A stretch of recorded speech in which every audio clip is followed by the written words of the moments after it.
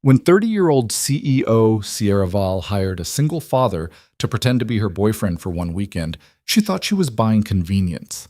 She didn't expect his 6-year-old daughter to nearly die in her arms. She didn't expect corporate enemies to turn a fake relationship into a real battlefield. And she certainly didn't expect to fall in love with the one man who could see through every wall she'd ever built. This is a story about power, deception, and the family that forms when everything falls apart.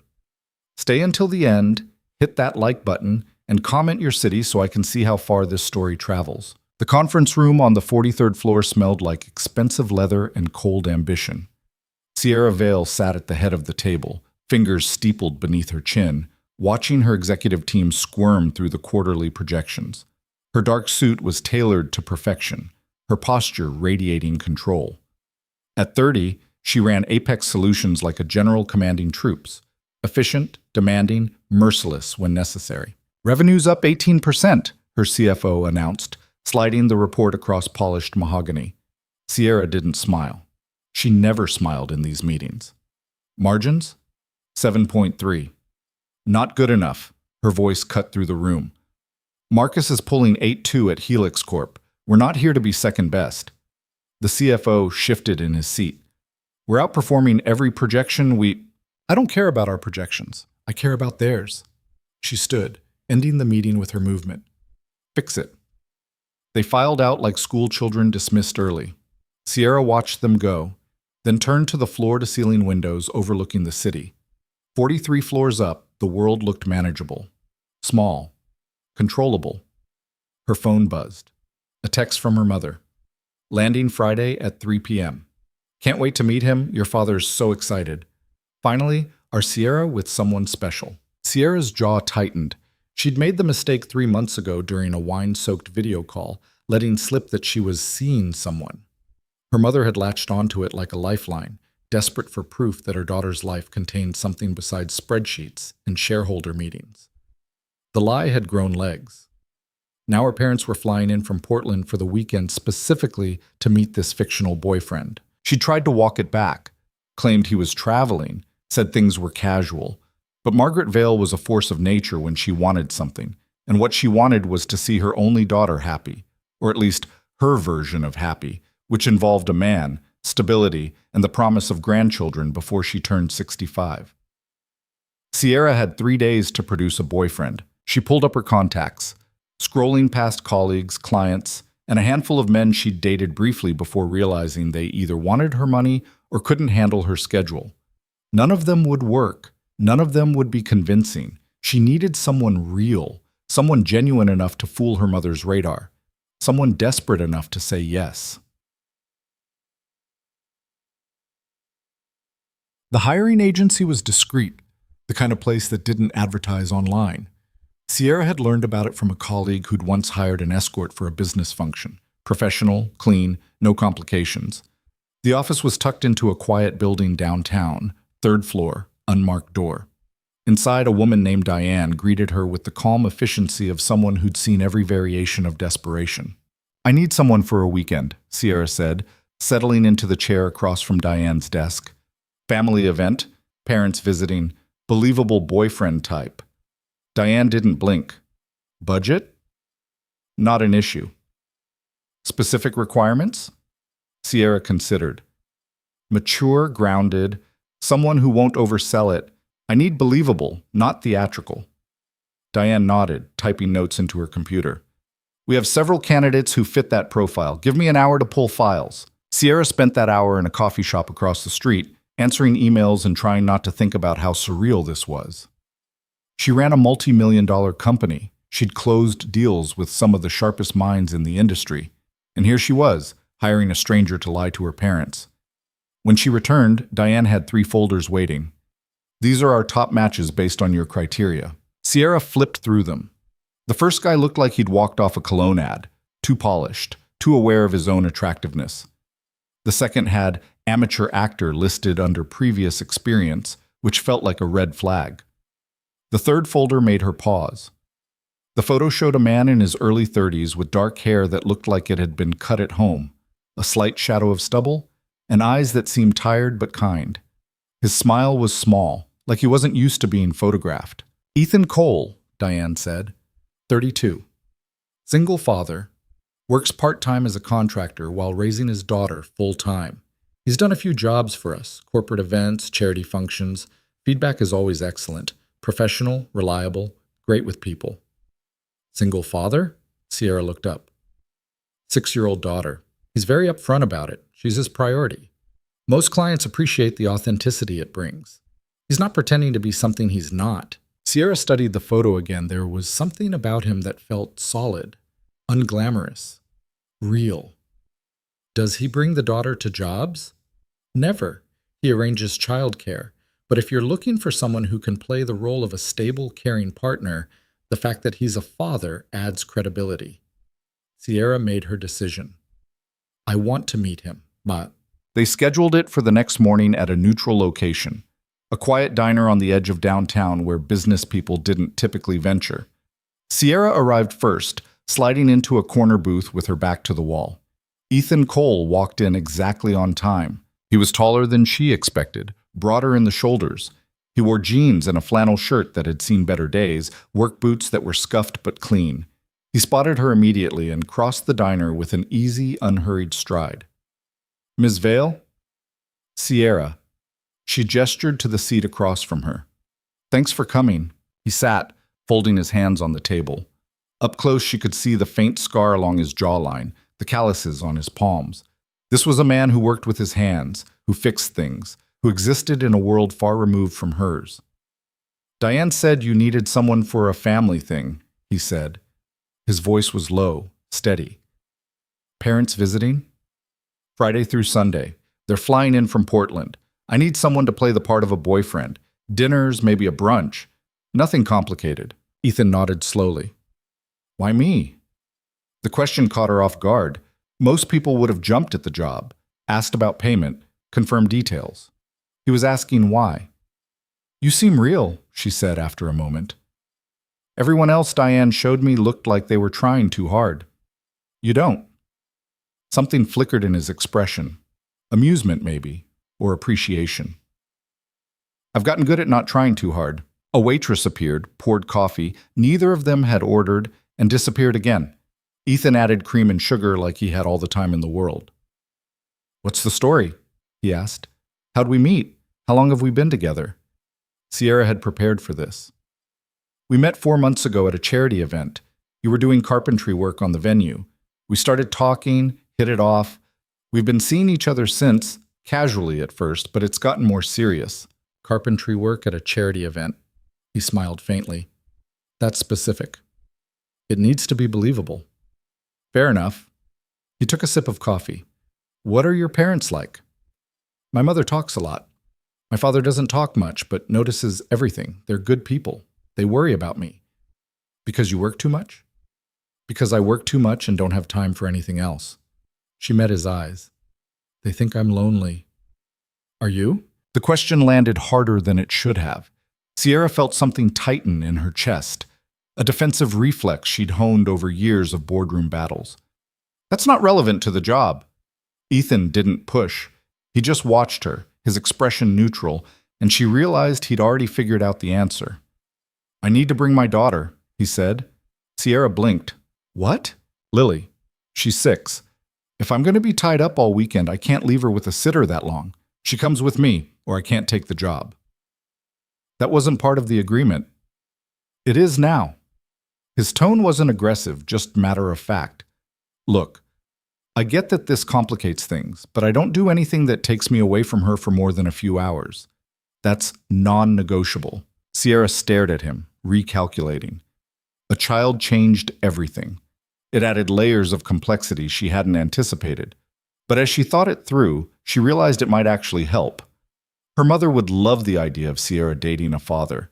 It would feed into every nurturing instinct Margaret Vale possessed.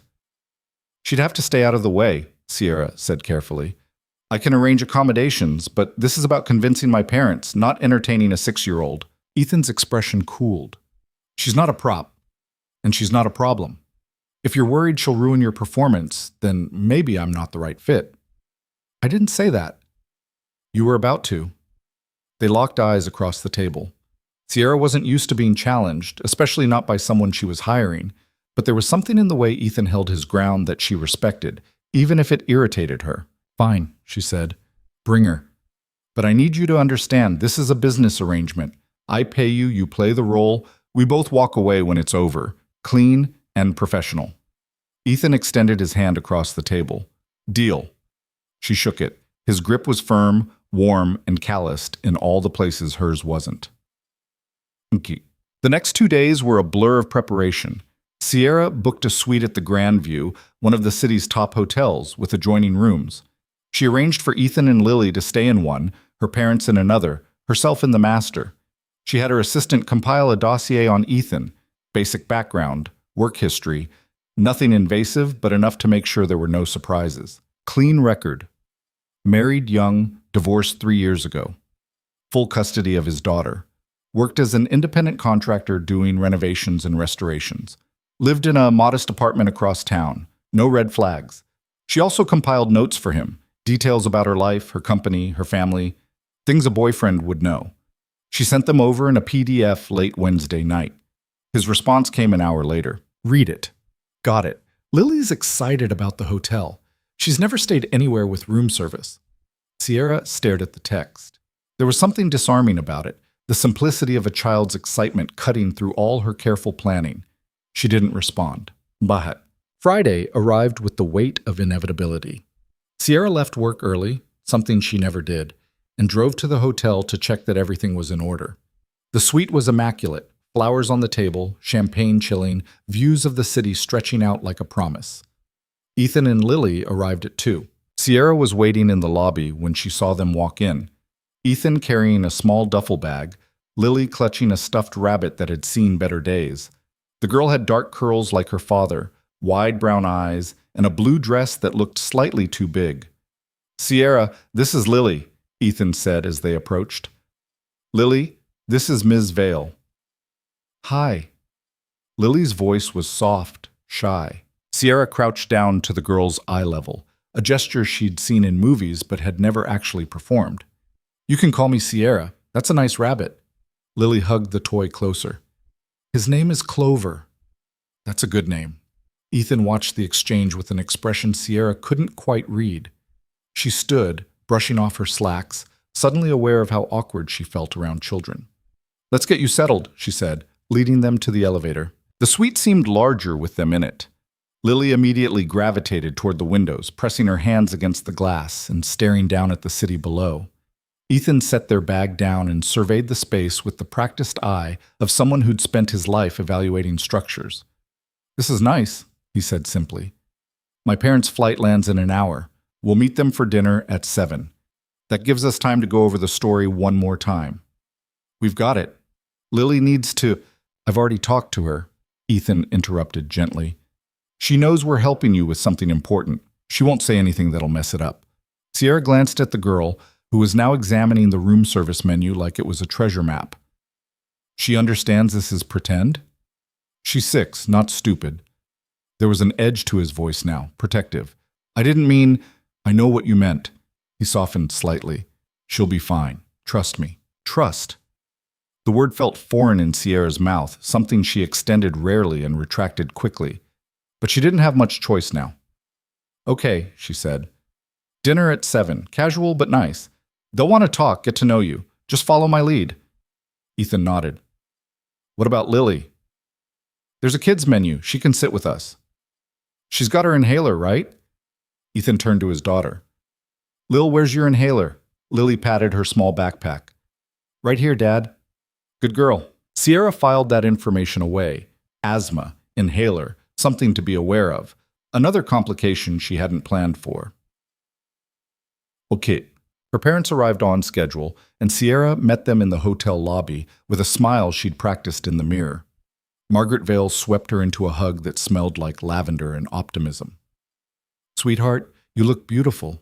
Doesn't she look beautiful, Richard? Richard Vale, tall and silver-haired, nodded with the faint smile of a man who'd learned long ago to let his wife lead conversations. Beautiful. Where is he?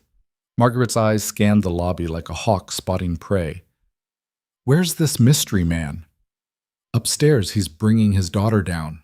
Margaret's hand flew to her chest. He has a daughter? I mentioned that on the phone, Mom. You absolutely did not. I thought I did. Richard gave Sierra a look that said you definitely didn't, but he was kind enough not to say it out loud. The elevator chimed. Ethan stepped out with Lily at his side, and Sierra watched her mother's entire demeanor shift into high alert assessment mode. Ethan approached with confidence, but not arrogance, extending his hand to Margaret first. Mrs. Vale, I'm Ethan. It's great to finally meet you.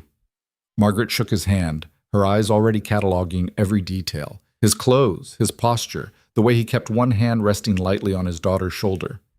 And this must be Lily. Lily offered a small wave. Hi. Oh, she's precious. Margaret was already crouching down, her entire focus shifting. How old are you, sweetheart? 6? 6? That's such a wonderful age. Do you like staying in hotels? Lily nodded enthusiastically. There's room service. Everyone laughed, and just like that, the tension broke. Dinner was at an upscale Italian place 2 blocks from the hotel, the kind of restaurant where the waiters wore ties and the menu didn't list prices. Sierra had chosen it specifically, nice enough to impress, casual enough not to intimidate. They settled into a circular booth, Lily between Ethan and Sierra, her parents across from them. Margaret launched into conversation like a general, beginning a campaign. So Ethan, Sierra said you two met at a charity event? That's right. I was working on some restorations at the venue. Old building, beautiful woodwork that needed attention. Sierra was there for the actual event, and we ended up talking during a break. What did you talk about? Ethan glanced at Sierra, a flicker of amusement in his eyes. She told me I was using the wrong kind of stain for the type of wood. Turned out she was right. Margaret laughed. That sounds like Sierra. I read, Sierra said defensively. I know things. You know everything, her mother corrected fondly. That's always been your problem. Richard finally spoke. What kind of contracting do you do? Restorations mostly. Old homes, historical buildings, anything that needs careful attention to keep its character while making it functional. Must be rewarding work. It is. Ethan's expression softened. I like taking something broken and making it whole again. Sierra felt something shift in the air, a weight to his words that seemed directed at more than just buildings. Lily tugged on Sierra's sleeve. Can I have spaghetti? Sure. Sierra flagged down a waiter, ordered for the girl, then turned back to find her mother watching her with an expression of poorly concealed delight. The meal progressed smoothly. Ethan answered questions with ease, never overselling, never stumbling. He talked about his work, his daughter, the small routines of their life together. He made it sound simple and honest and real. Because it was real, Sierra realized.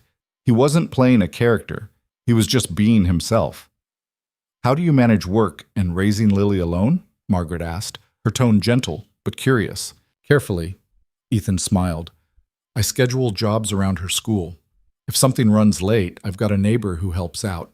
It's not always easy, but we make it work. Sierra mentioned your ex-wife isn't in the picture. Mom, Sierra said sharply. It's okay.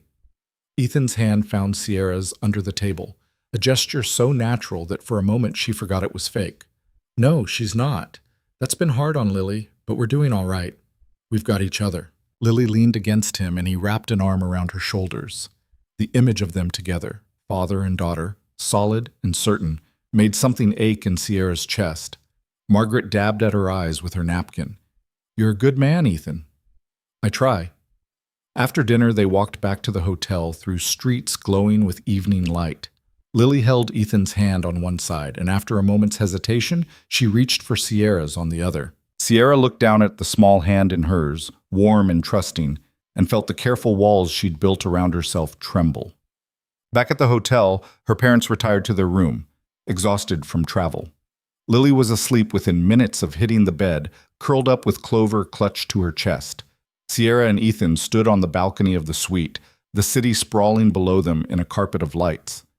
You were good tonight, Sierra said. Convincing. So were you. I wasn't acting. He turned to look at her, and she realized what she'd just admitted. I wasn't trying to act. I was just being normal. You don't have to explain. His voice was quiet. I get it. They stood in silence for a moment, the night air cool against their skin. Your daughter's sweet, Sierra said. She liked you. How can you tell? She held your hand. She doesn't do that with strangers.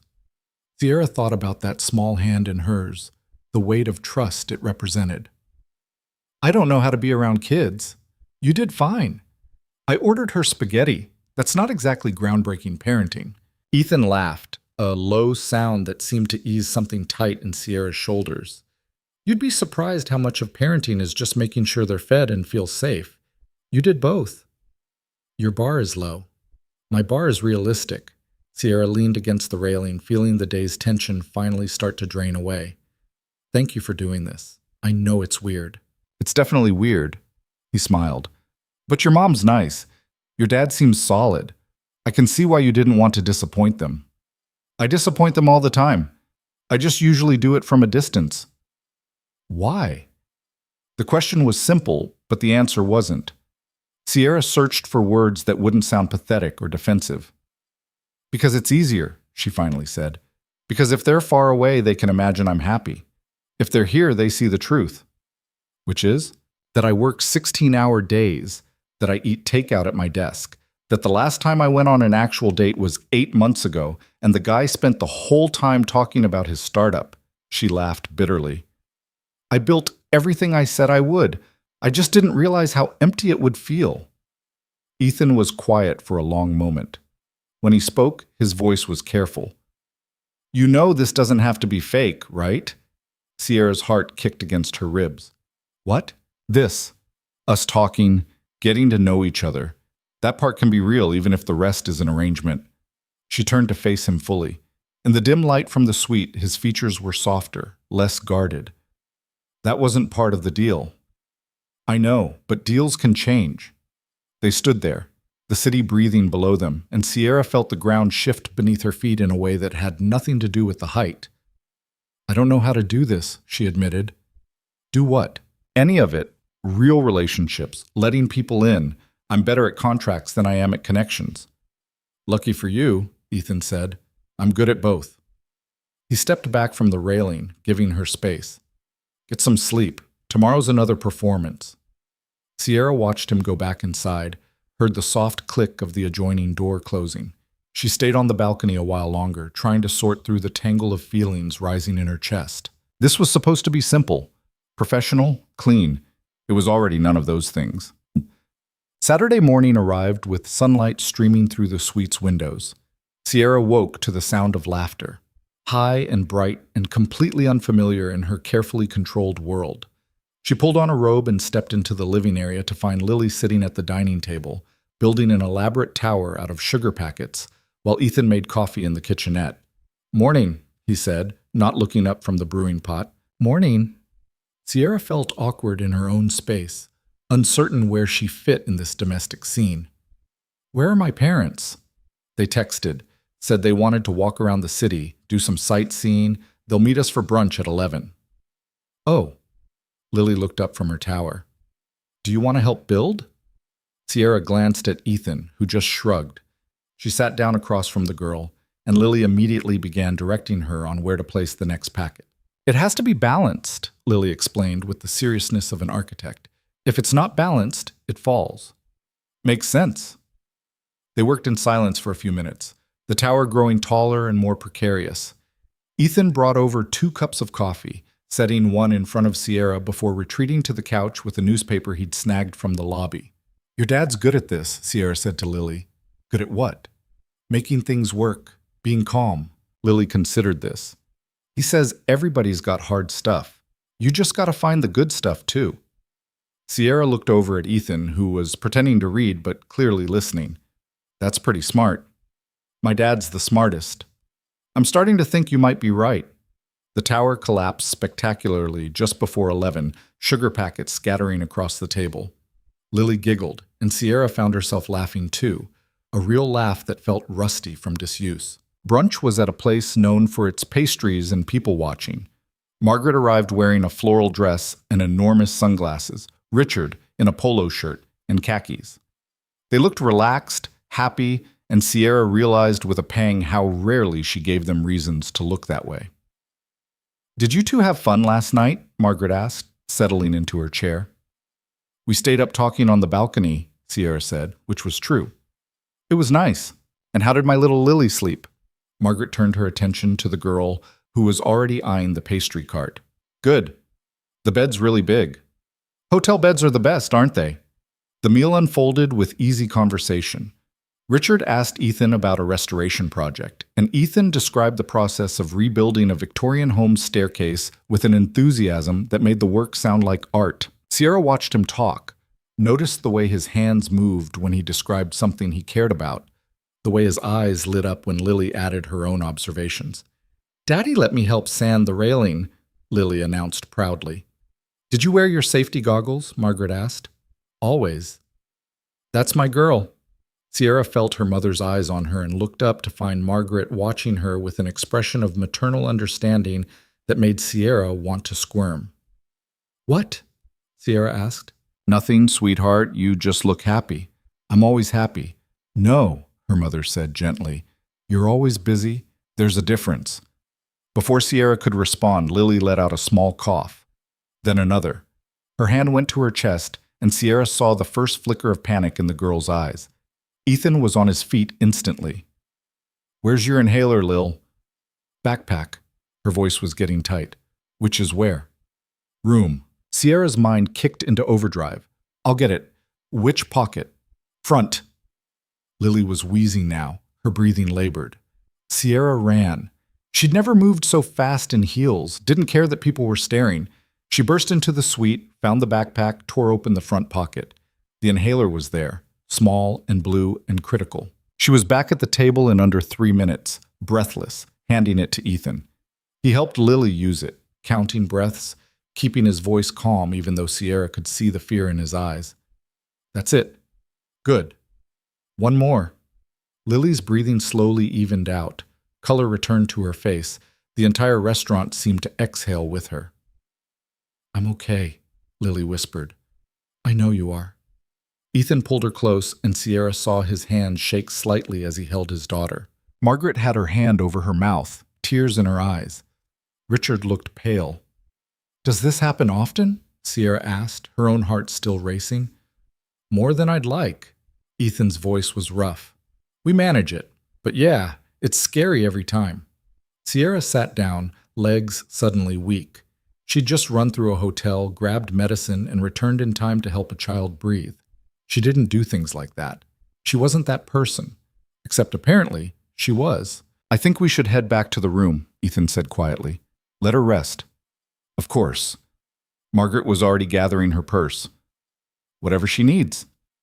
They returned to the suite as a group, Lily quiet and tired in her father's arms. He settled her on the couch with Clover and a blanket, and Margaret immediately took over fussing, getting water, adjusting pillows, asking questions in a grandmother's voice, even though she had no official claim to that title. Richard pulled Sierra aside. "That was quick thinking. I just ran. You knew exactly what to do." "Ethan told me where it was." Her father studied her with those quiet, assessing eyes. "You care about them." It wasn't a question, but Sierra answered anyway. "It's only been 2 days." "Some things don't take long." They rejoined the group. Lily was already looking better, sipping water and letting Margaret read to her from a magazine. Ethan stood by the window, arms crossed, watching his daughter with the vigilance of someone who'd learned never to fully relax. Sierra walked over to him. "She's okay. This time. You can't control everything." He looked at her, something raw in his expression.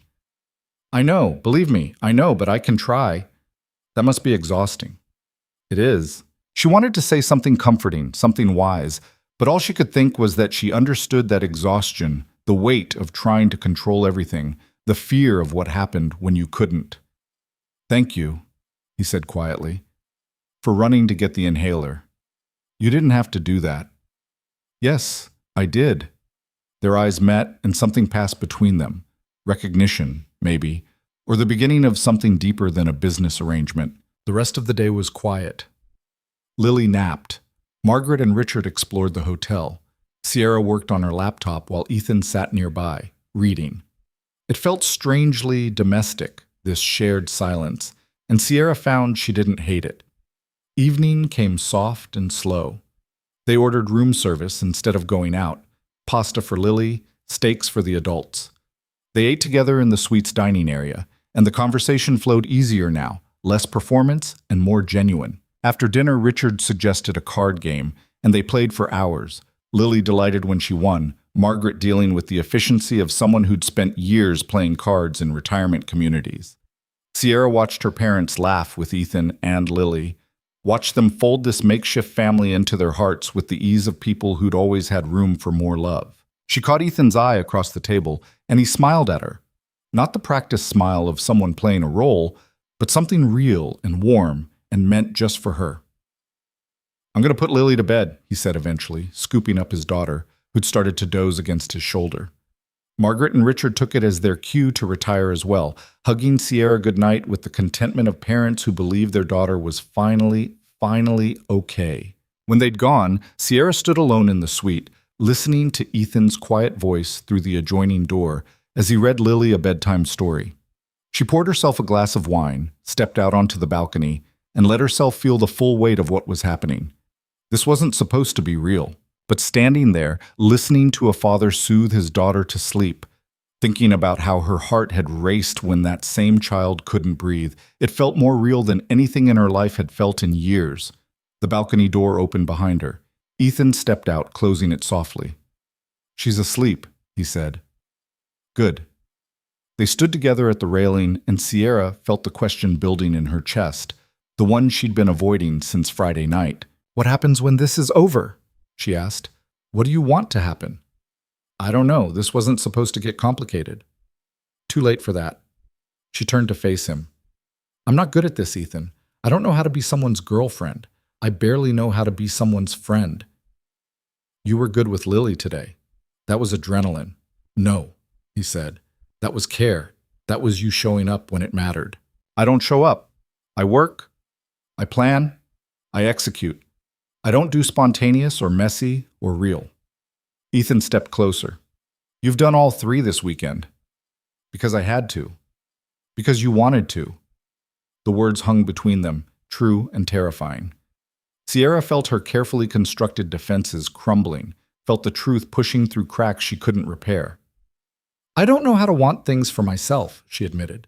"I only know how to want things for my company, for my career." "Then learn. It's not that simple." "It is, though." His hand came up, gentle against her cheek. "You just decide that you're worth more than conference calls and quarterly reports. You decide that you deserve something real. And if I don't know how, then I'll teach you." She laughed, shaky and uncertain. "That's not your job." "Maybe not, but I want it to be." The kiss happened before Sierra could overthink it.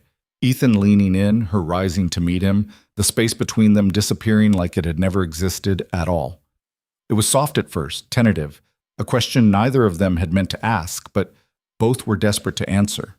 Then deeper, more certain, hands finding fabric and skin, and the solid reality of another person choosing to be close. When they finally pulled apart, Sierra was breathless.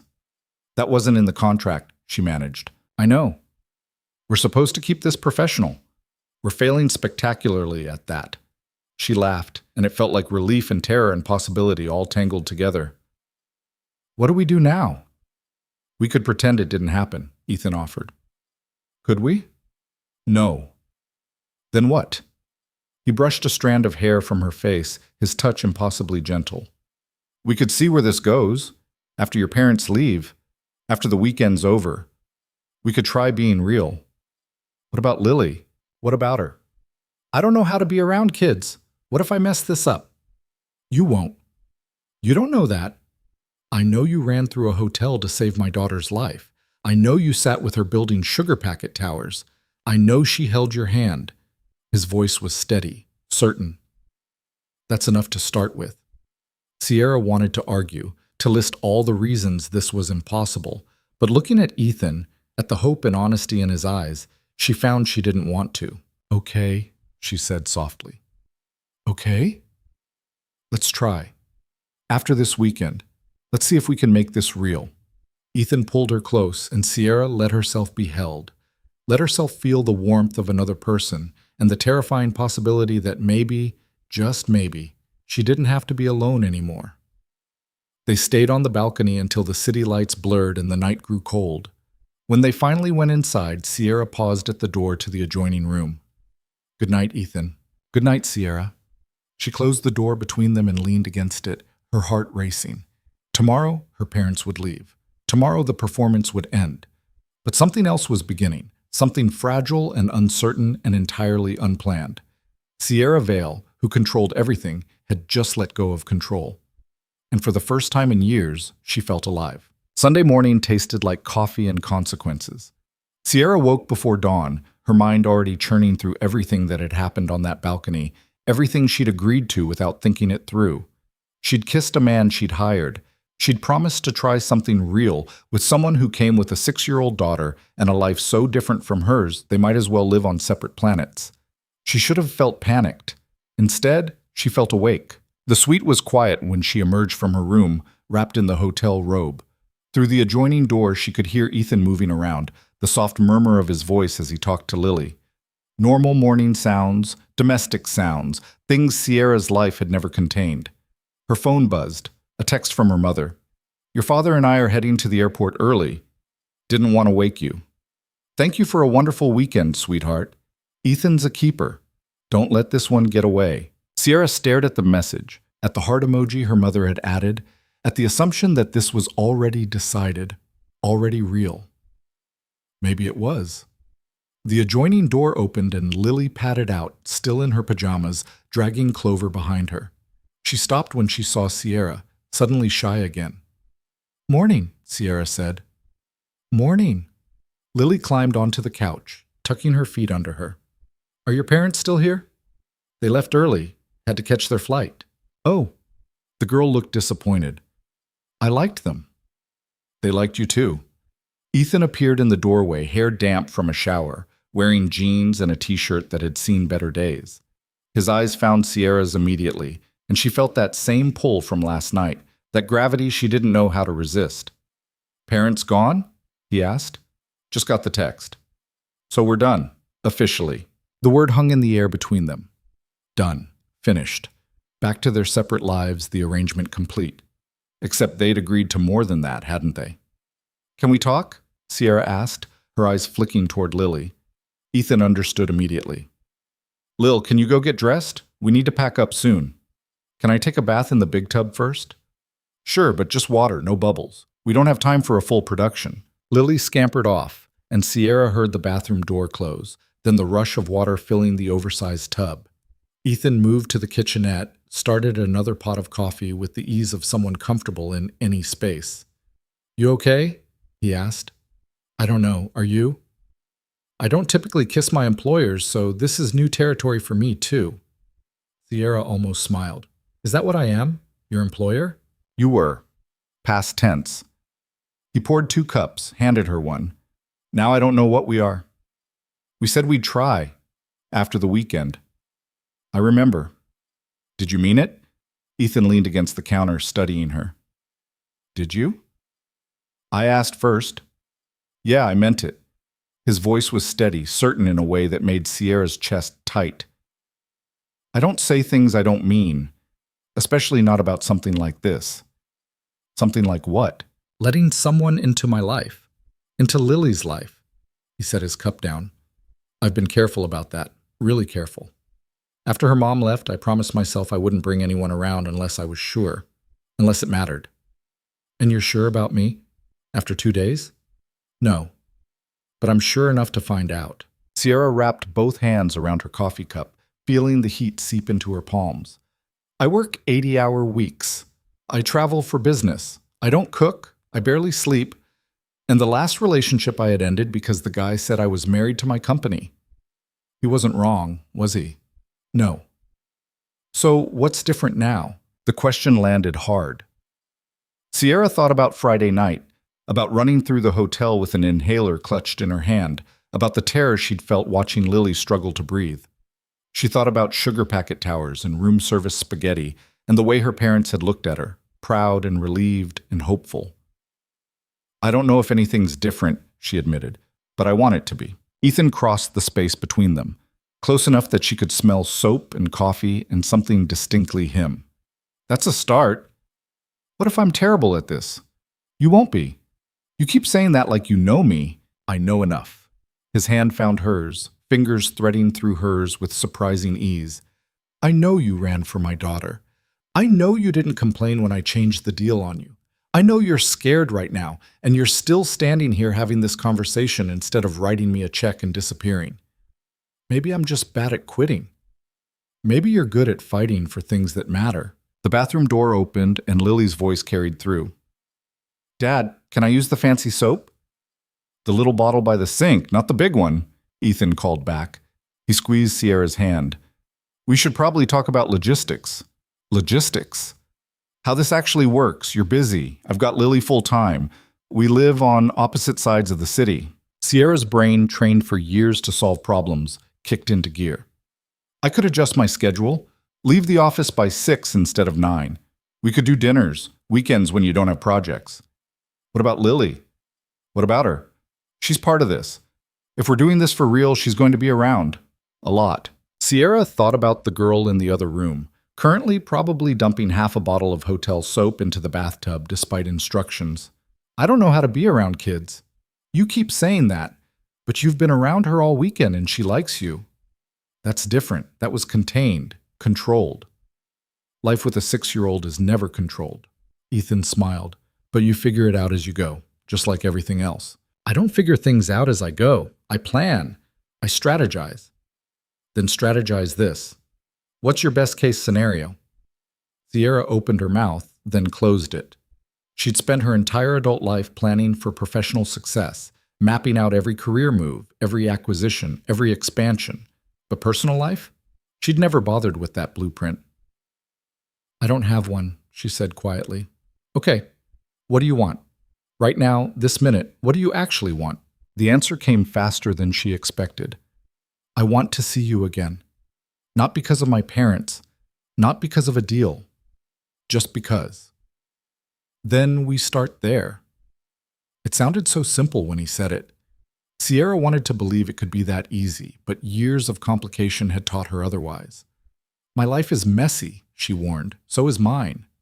I mean really messy. Corporate politics, hostile competitors, constant pressure. Ethan's expression shifted slightly, something she couldn't quite read.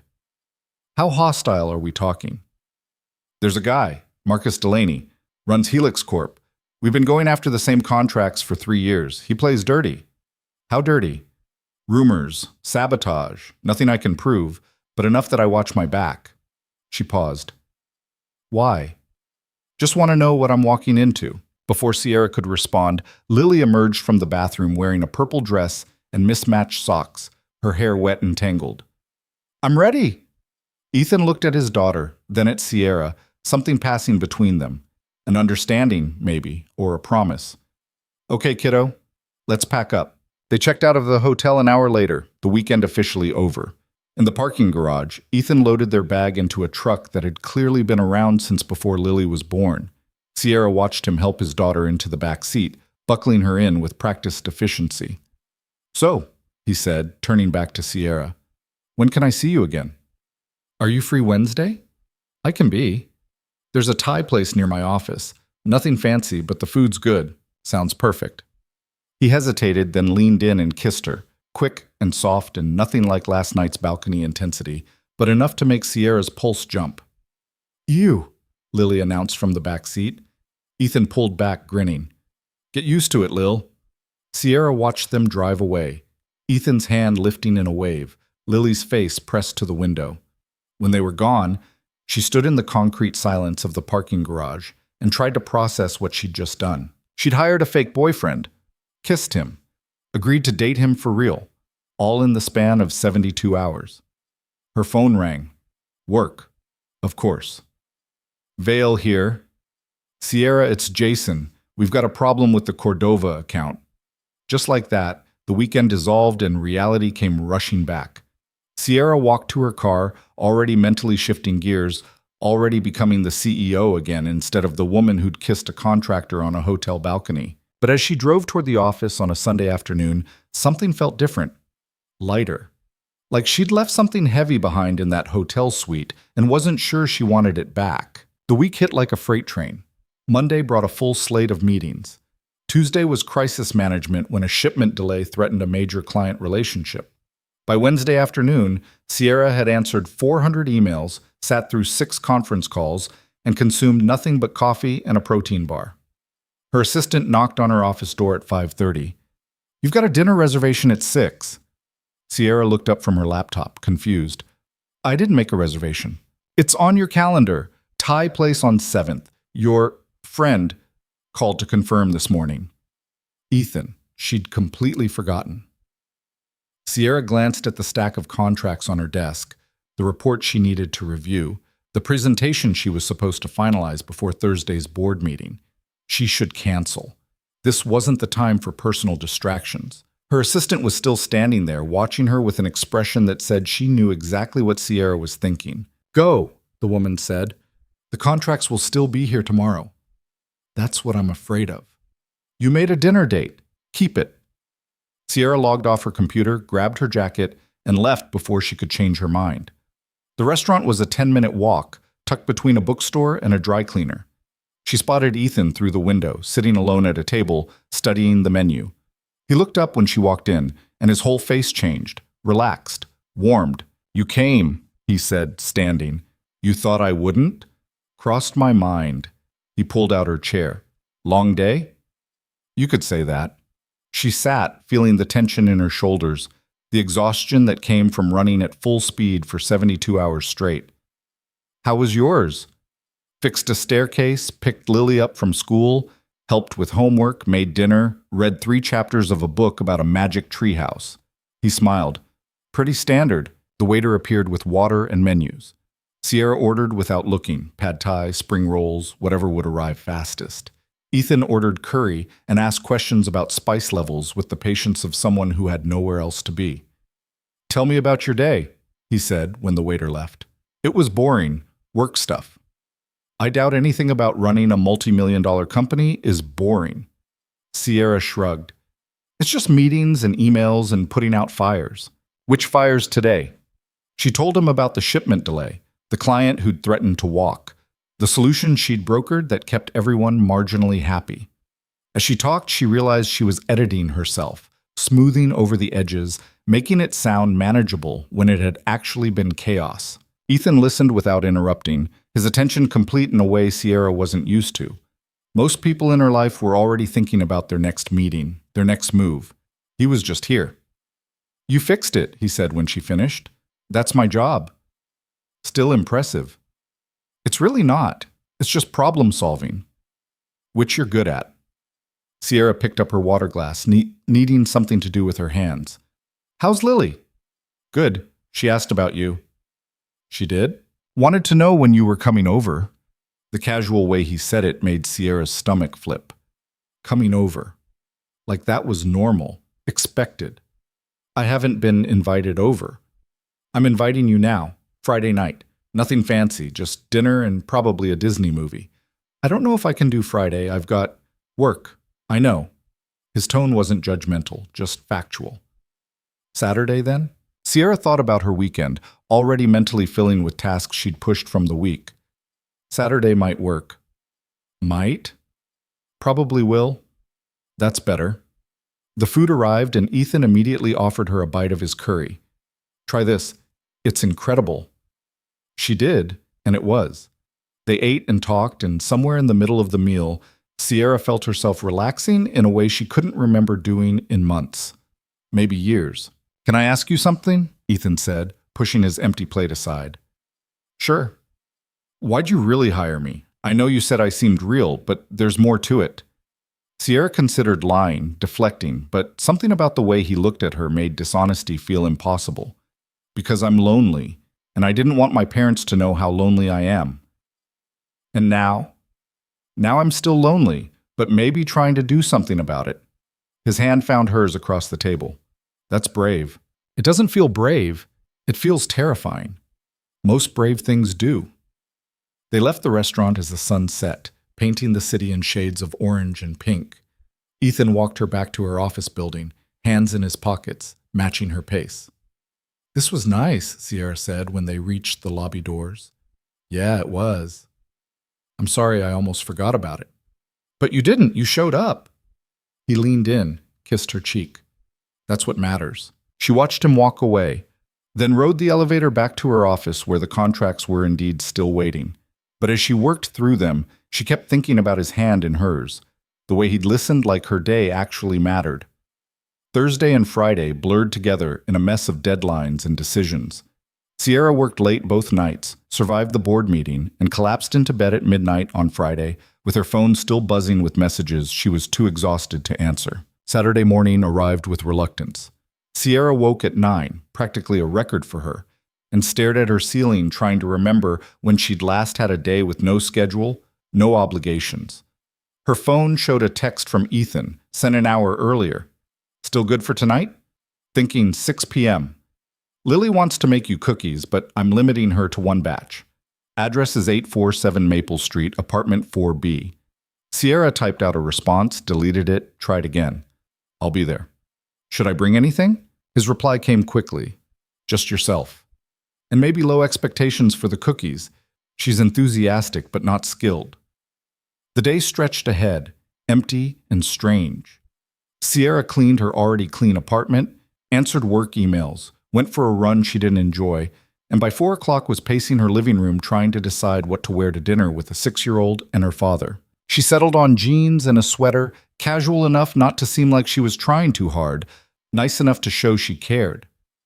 Then she changed 3 more times before forcing herself to stop. Maple Street was on the north side of the city, a neighborhood of old apartment buildings and corner stores. Sierra found parking 2 blocks away and walked to number 847, a brick building with a faded green awning. Apartment 4B was on the 4th floor. No elevator. She climbed the stairs, hearing voices and cooking sounds floating from behind closed doors. The building smelled like garlic and laundry detergent and lives being lived. She knocked on the door marked 4B. Footsteps, then Lily's voice. Dad, she's here! The door opened and Lily stood there in an apron covered in flour, grinning. Hi. Hi. Sierra felt absurdly nervous. I brought wine. Is that weird? I didn't know what else to bring. Ethan appeared behind his daughter, wiping his hands on a dish towel. Wine's perfect. Come in. The apartment was small but warm, everything well-worn and clearly loved. Mismatched furniture, photos on every surface, Lily's drawings taped to the refrigerator. It looked like a home, Sierra thought, not a showroom or a hotel suite, a real place where real people lived. We're making cookies, Lily announced, grabbing Sierra's hand and pulling her toward the kitchen. The kitchen was a disaster zone. Flour everywhere, mixing bowls stacked in the sink, cooling racks covered in lumpy brown circles that might have been cookies. Are they supposed to be that shape? Sierra asked. They're rustic, Ethan said, fighting a smile. They're weird, Lily corrected, but they taste good, probably. Sierra found herself laughing, the sound surprised out of her.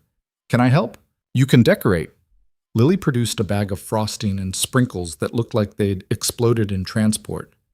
Dad says we can only use a little because too much sugar makes me crazy. Hyperactive, Ethan corrected. The word is hyperactive. That's what I said. Crazy. They spent the next hour decorating cookies, Lily providing instructions with the authority of a pastry chef while Ethan made dinner and Sierra tried not to think about how the flower on her sweater would probably never come out. Dinner was spaghetti, simple and perfect. They ate at a small table by the window, Lily talking nonstop about school and her friend Maya and a boy named Tucker who ate glue. Why does he eat glue? Sierra asked. Nobody knows. Maya thinks he's an alien. That's a theory. After dinner, Lily demanded the promised Disney movie. They settled on the couch, Lily in the middle, Sierra and Ethan on either side, and watched a story about a girl with magic hair trapped in a tower. Halfway through, Lily fell asleep, her head heavy on Sierra's shoulder.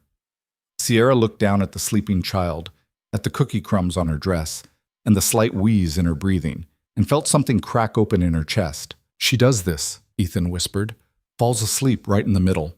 I keep telling her we can watch it tomorrow, but she insists she's not tired. What do we do? I'll carry her to bed in a minute. Let her sleep a bit first. They sat in the flickering light of the TV, the girl between them breathing softly. Sierra tried to remember the last time she'd sat this still, this quiet, with no agenda except being present. She couldn't. "Thank you for coming," Ethan said quietly. "Thank you for inviting me." Was it what you expected? Sierra looked around the apartment, at the stack of library books on the coffee table and the blanket draped over the couch arm and the framed photo of Lily as a baby. "No, it's better." "Better than what?" "Than being alone in my apartment pretending to have a life." Ethan reached across his sleeping daughter to take Sierra's hand. "You have a life. You're living it right now." "This isn't my life. This is yours. Maybe it can be both." The movie ended. Ethan scooped up Lily, who mumbled something about towers before settling against his shoulder. He carried her to her room, and Sierra heard him talking softly, heard the creak of a bed and the click of a door being pulled almost closed. When he came back, he sat closer to her on the couch, not touching, but close enough that she could feel his warmth. "Can I tell you something?" he asked. "Okay. When my ex left, I promised myself I wouldn't bring anyone into Lily's life unless I was sure. Really, completely sure. Because she doesn't deserve to get attached to people who leave." Sierra's throat went tight. "I'm not planning to leave." "But you're not planning to stay either, are you?" "Not really." The question hit harder than it should have. Sierra thought about her calendar, already filling with travel and meetings and obligations that stretched months into the future. Thought about how easily she'd almost forgotten their Wednesday dinner, how close she'd come to canceling tonight. "I don't know how to do this," she said. "Balance work and this." "This?" "You, Lily, a relationship. I've never been good at it. So you stop trying before you fail?" "I stopped trying before I hurt anyone." Ethan was quiet for a moment. "What if you don't fail? What if you actually figure it out?" "That's a big what if." "Most good things are." Sierra looked at him, at the hope and honesty in his face. "I want to try. I do. But I need you to understand, my work isn't just a job. It's everything I've built, everything I am." "I'm not asking you to give it up." "Then what are you asking?" "Just make room. For this. For us." He took her hand. "I'm not asking for every night or every weekend. Just some of them. Just enough to see if this can become something real." "What if it already is?" The words were out before she could stop them. Ethan stared at her, something shifting in his expression. "Is it?" he asked. "I ran through a hotel for your daughter. I'm sitting in your apartment on a Saturday night covered in flour. I spent an hour decorating misshapen cookies." She laughed shakily. "I think it might be." He kissed her then, slow and careful, like he was testing a theory. Sierra kissed him back, tasting sugar and hope and the terrifying possibility of something she'd never let herself want. When they pulled apart, Ethan was smiling. "Stay." "What?" "Stay tonight. Not like that. Just stay. We can watch another movie, talk, fall asleep on the couch like normal people." Sierra thought about her empty apartment, her lonely bed, the silence that waited for her. Okay. They watched another movie, some comedy neither of them paid attention to. Sierra ended up with her head on Ethan's shoulder, his arm around her, and at some point she drifted off to the sound of his heartbeat and the knowledge that for the first time in longer than she could remember, she wasn't alone. She woke to sunlight and the smell of pancakes. Lily was standing by the couch, studying her with the intensity of a scientist examining a new specimen. "You stayed," the girl said. "I did." Sierra sat up, wincing at the crick in her neck. "Is that okay?" "Yeah, Dad said you might." Ethan appeared with a plate of pancakes. "Good morning. Coffee?" "Please." They ate breakfast together, Lily chattering about the cookies they'd made and how she wanted to bring some to school. Sierra listened, contributed when asked, and felt the strange normalcy of it all settle over her like a blanket. Her phone buzzed. Work, of course. A problem with Monday's presentation. She ignored it. Ethan noticed. "You can take that if you need to." "I don't need to." But she did eventually. By noon, the messages were piling up, each one more urgent than the last. Sierra excused herself to the hallway, called her assistant, and spent 15 minutes troubleshooting an issue that could have waited until Monday, but wouldn't because someone somewhere had decided it was critical. When she came back inside, Ethan was cleaning up breakfast while Lily colored at the table. Everything okay? He asked. Just work drama. Nothing I couldn't handle. You sure? Yeah. But her mind was already spinning, already cataloging all the things she needed to do, all the fires she needed to put out before Monday morning. She left an hour later, promising Lily she'd come back soon, kissing Ethan goodbye in the doorway. As she drove home through Sunday traffic, she felt the weekend slipping away, reality creeping back in. Her phone rang as she pulled into her parking garage. Unknown number. Sierra Vale. Ms. Vale. This is Detective Chen with the city police. We need to talk about a security incident at your office building. Sierra's blood went cold. What kind of incident? Break-in. Last night around 2 a.m. Can you come down to the station? The rest of Sunday disappeared into police statements and security footage reviews. Someone had broken into Apex Solutions' offices, accessed her computer, and left without taking anything physical. But the digital damage was worse. Files copied, emails downloaded, corporate secrets stolen. Any idea who might want this information? Detective Chen asked. Sierra thought about Marcus Delaney, about 3 years of hostile competition and dirty tricks. I have suspicions. We'll need more than suspicions. By the time she left the police station, it was dark and her head was pounding. She drove home on autopilot, let herself into her apartment, and stood in the silence trying to process what had just happened. Her company had been violated. Her work, her files, her strategies, all of it copied and stolen. And she had no proof of who'd done it, just a gut feeling and a history of bad blood. Her phone buzzed. Ethan. Hey. Lily wanted me to tell you she had fun today. Hope your work thing wasn't too bad. Sierra stared at the message, at the innocence of it, the normalcy. She thought about telling him what had happened, but the words felt too heavy, too complicated. It's fine. Tell Lily I had fun too. She set the phone down and walked to her window, looking out at the city that suddenly felt hostile and dangerous. Someone was coming after her company, after everything she'd built, and she had no idea how far they were willing to go. Monday morning started with a security briefing that made Sierra's coffee taste like ash. Her IT director, a nervous man named Paul, who'd worked for the company since its founding, pulled up server logs and access records with shaking hands. They knew what they were looking for, he said, pointing at timestamps. Went straight for the Kingston contract files, the Meridian acquisition proposal, and your personal correspondence with the board. Sierra studied the screen, her jaw tight. How long were they in the system? 47 minutes, long enough to copy everything. And our security didn't catch it? Paul's face reddened. They used your login credentials. As far as the system knew, it was you working late, which means they had my password. Sierra's mind raced through possibilities. When was it last changed? 3 months ago. Change it now. Change everyone's. Implement two-factor authentication across the board.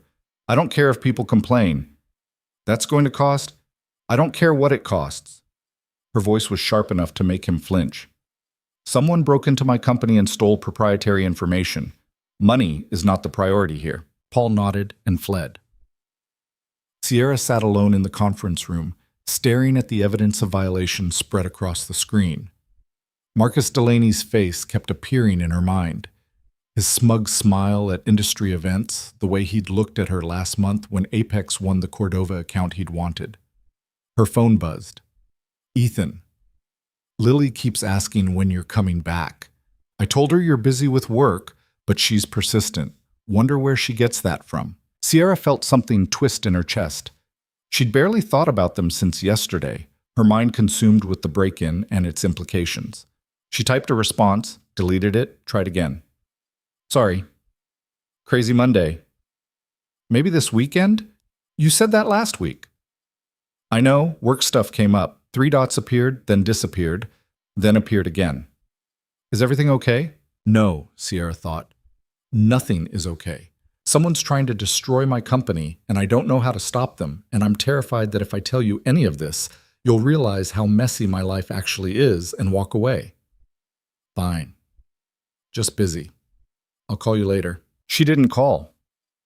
The day spiraled into damage control meetings, emergency board calls, and tense conversations with the company's lawyers about legal recourse for corporate espionage.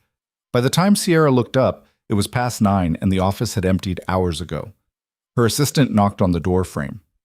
You should go home. I will. Soon. You said that 3 hours ago. The woman crossed her arms. Whatever you're fighting, you can't win it tonight. Sierra wanted to argue, but exhaustion was making her vision blur.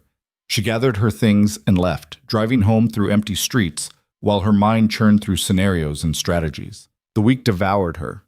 Tuesday brought news that Helix Corp had somehow known about Apex's bid on a major contract and undercut them by exactly 3%, the kind of precision that only came from inside information. Wednesday, a key client called to say they were exploring other options, using language that sounded suspiciously like something from Sierra's own stolen emails. By Thursday, she was sleeping 4 hours a night and surviving on coffee and rage. Ethan texted twice. She responded with one-word answers and promises she knew she wouldn't keep. Friday afternoon, her lawyer called with an update.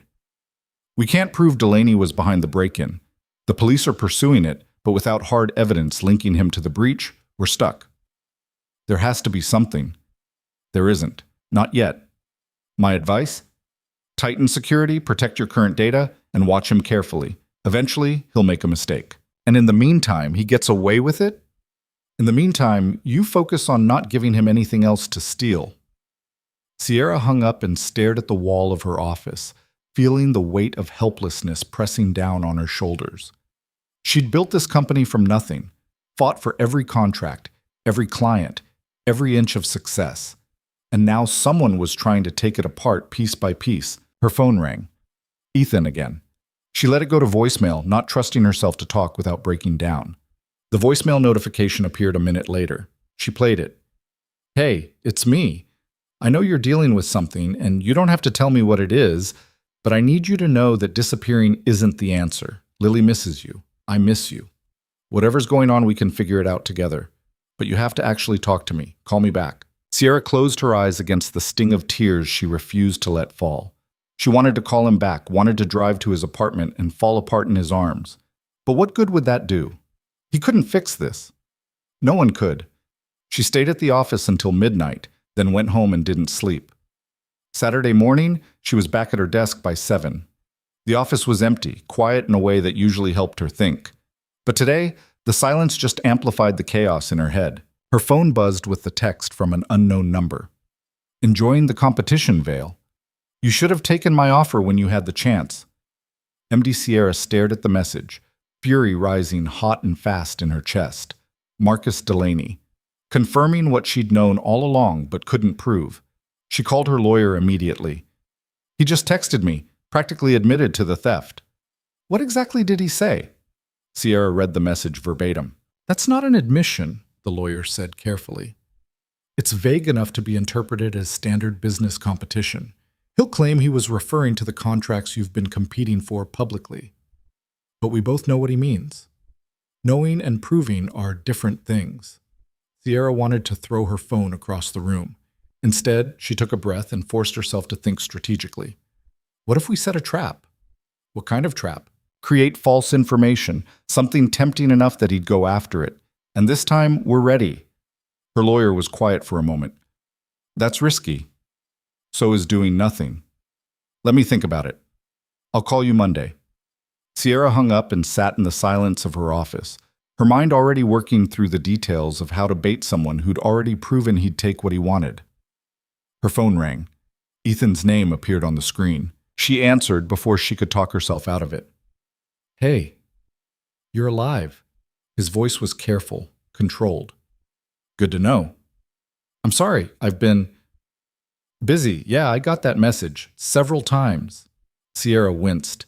It's been a complicated week. Must be, since you can't even find 5 minutes to call your girlfriend back. Are we doing that? The girlfriend thing? I don't know, Sierra. Are we? He sounded tired, because from where I'm sitting, it feels like you checked out the second things got hard. That's not fair, isn't it? You spent 1 weekend with us, things were good, and then the minute real life showed up, you disappeared.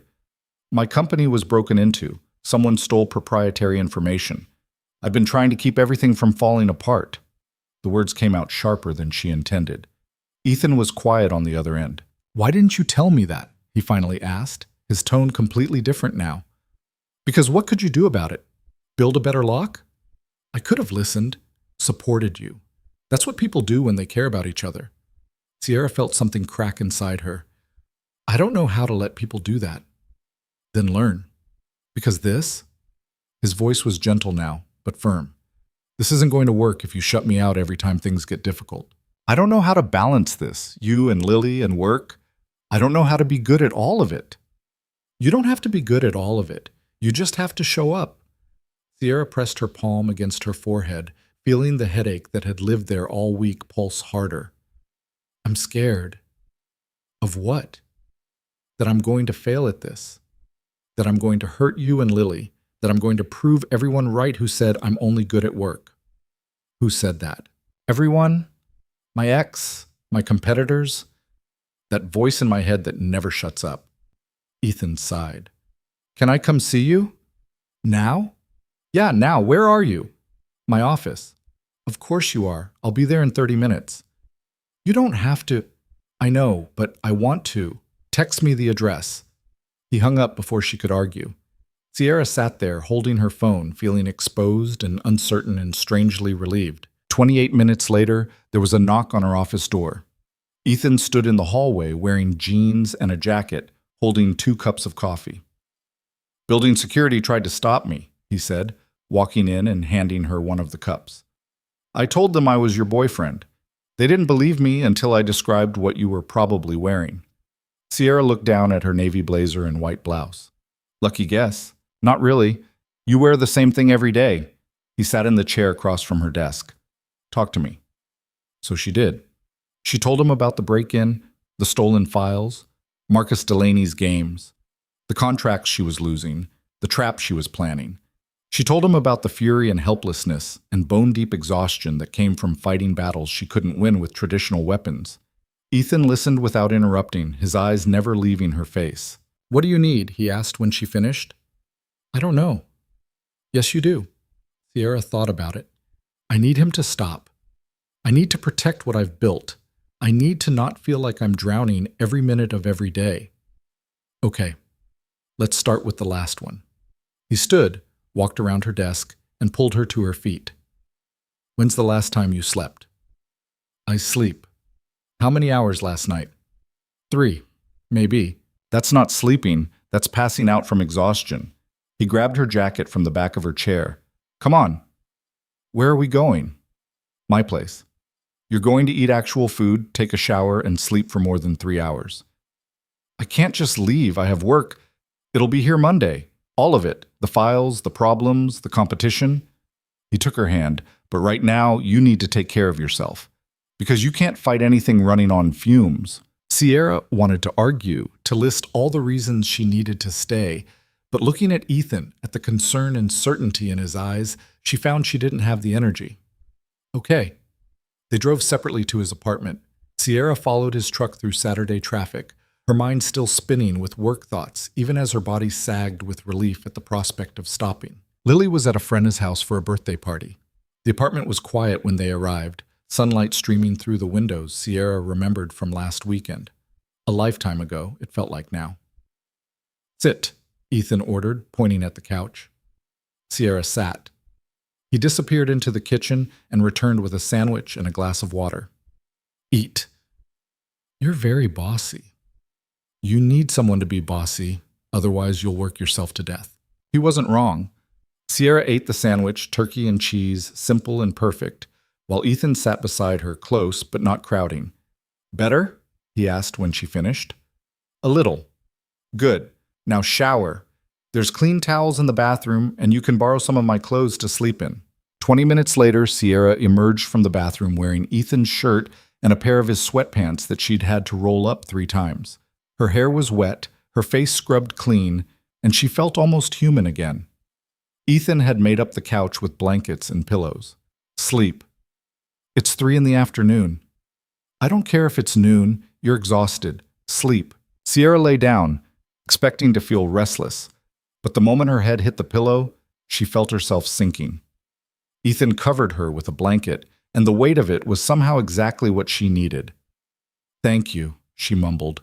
Anytime. She slept hard and dreamless for 4 hours. When she woke, the apartment was dim with evening light. She could hear Ethan in the kitchen, smell something cooking, and she could hear Lily's voice, bright and excited. Is she still sleeping? Probably. She needed it. Can I go check? Quietly. Soft footsteps approached. Sierra opened her eyes to find Lily peering over the back of the couch, her face serious and concerned. Hi, Sierra said. Hi. Dad said you were really tired. I was. Are you sick? No, sweetheart. Just working too much. Lily climbed over the couch and settled beside Sierra's hip, her small hand patting Sierra's arm. My dad says working too much makes you forget about the good stuff. Your dad's pretty smart. I know. Lily's expression turned hopeful. Are you staying for dinner? Sierra looked past her to where Ethan stood in the kitchen doorway, watching them. He smiled slightly, and she felt something in her chest ease. Yeah, she said. I'm staying. Dinner was spaghetti again, and Sierra was starting to think it might be the only thing Ethan knew how to cook. But it tasted like safety and normal and things that weren't corporate espionage, so she didn't complain. Lily talked nonstop about the birthday party, about the magician who'd made a rabbit appear and the cake that had been shaped like a castle. She made Sierra laugh with her descriptions, her gestures, the way she acted out the whole thing like a one-person play. After dinner, they watched a movie. Lily fell asleep halfway through again, curled against Sierra's side like it was the most natural thing in the world. Ethan carried her to bed, and when he came back, he sat close to Sierra on the couch. She missed you, he said quietly. I missed her too. Both of you. Then don't disappear again. I'm trying not to, but this thing with Delaney, it's not going away.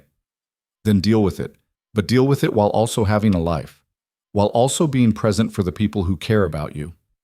Sierra turned to look at him. I'm not good at that. I noticed, but you're learning. He took her hand. And I'm patient. What if I mess this up? You will. Probably multiple times, and I'll probably mess it up too. That's how relationships work. That's a terrible sales pitch, he laughed. I'm not selling you anything. I'm just telling you the truth. This is hard. It requires effort and communication and showing up even when you don't want to, but it's worth it. How do you know? Because being alone is harder. Sierra thought about her empty apartment, her silent weekends, the years she'd spent telling herself that work was enough. Yeah, it is. They sat in the quiet, the movie playing unwatched on the TV. Sierra felt the tension of the week slowly draining away, replaced by something steadier, calmer.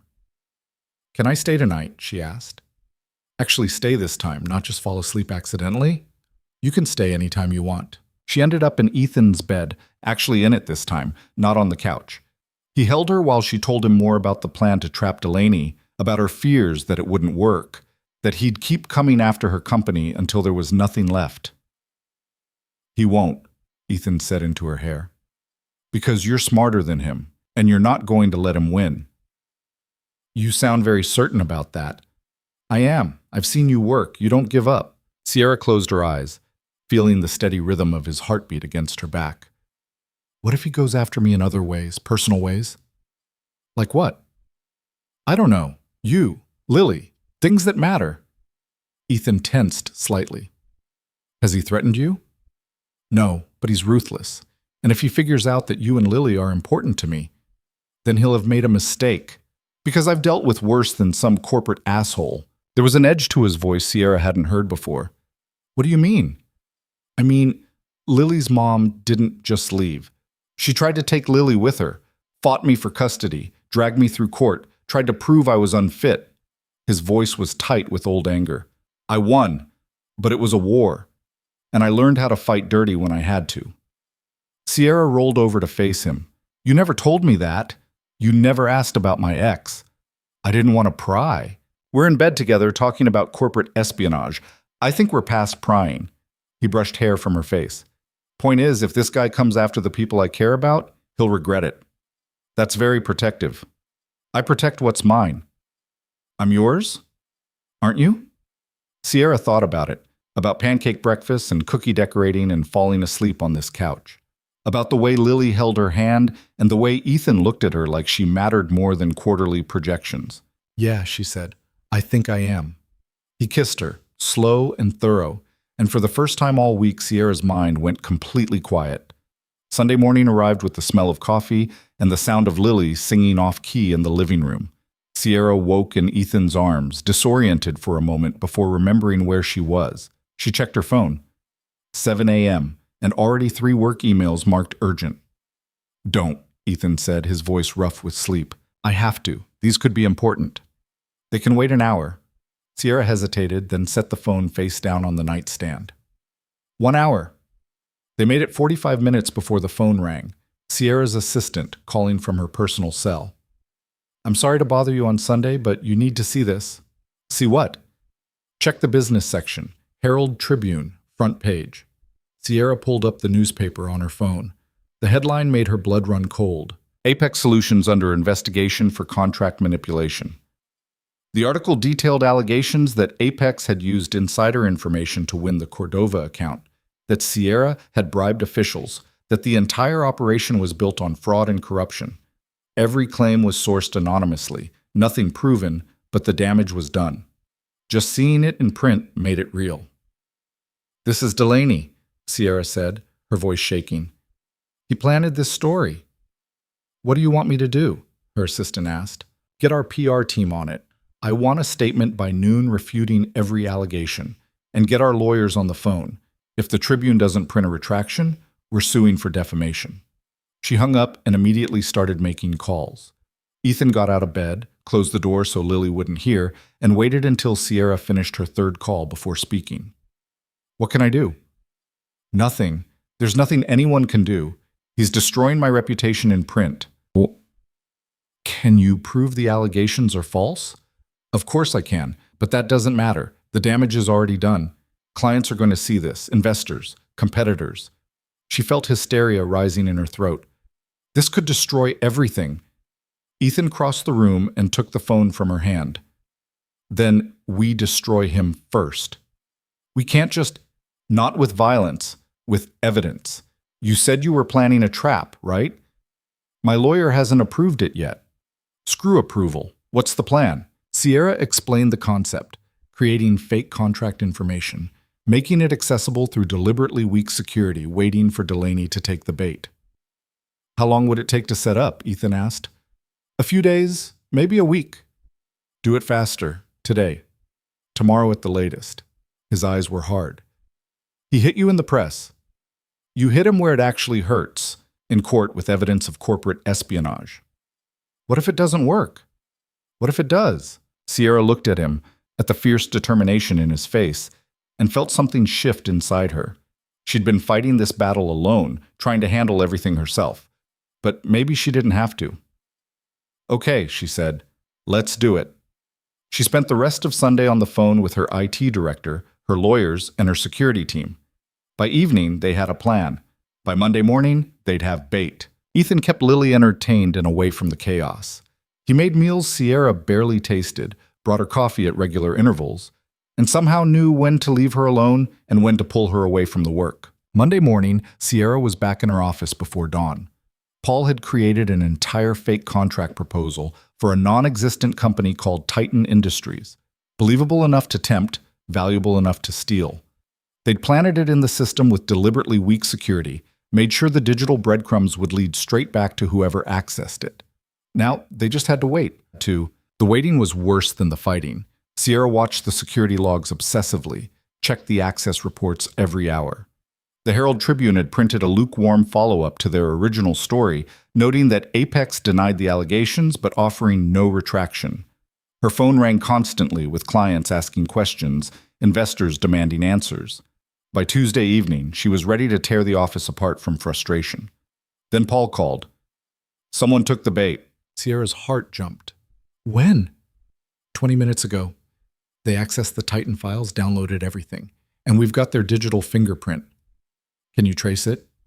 Already did. The access came from an IP address registered to Helix Corp's main office. Sierra felt a fierce satisfaction surge through her. That's not enough. We need to prove Delaney specifically authorized it. We've got something better. Whoever downloaded the files sent them to an email address. Want to guess whose? Tell me. Marcus.Delaney@helixcorp.com. Sierra closed her eyes, feeling the weight of vindication settle over her shoulders. Send everything to our lawyers. Every log, every access record, every piece of evidence. I want this airtight. Already done. She called her legal team, who confirmed what she already knew. This was prosecutable corporate espionage. With this evidence, they could file charges, seek damages, and prove that Delaney had been behind everything. We'll file first thing tomorrow morning, her lead attorney said. By noon, this will be public record, and the Tribune is going to have a much more interesting story to cover. Sierra hung up and immediately called Ethan. We got him, she said when he answered. Tell me. She explained everything, the words tumbling out fast and triumphant. Ethan listened, and she could hear the smile in his voice when he spoke. Told you, you're smarter than him. We're not done yet. The legal process could take months. But you've got proof. That's what matters. Sierra leaned back in her chair, feeling the tension of the past 2 weeks finally start to release. I should have told you about this from the beginning. Yeah, you should have, but you're telling me now. I'm sorry I shut you out. I know. Don't do it again. I'll try not to. Good enough for now. He paused. Lily wants to know if you're coming for dinner. Sierra looked at the pile of work on her desk, the emails still demanding her attention. Then she looked at the clock, 6:30 on a Tuesday evening. Yeah, she said, I'm coming for dinner. She logged off her computer, grabbed her jacket, and left the office before anything could stop her. The drive to Ethan's apartment took 20 minutes through rush hour traffic, but Sierra didn't mind.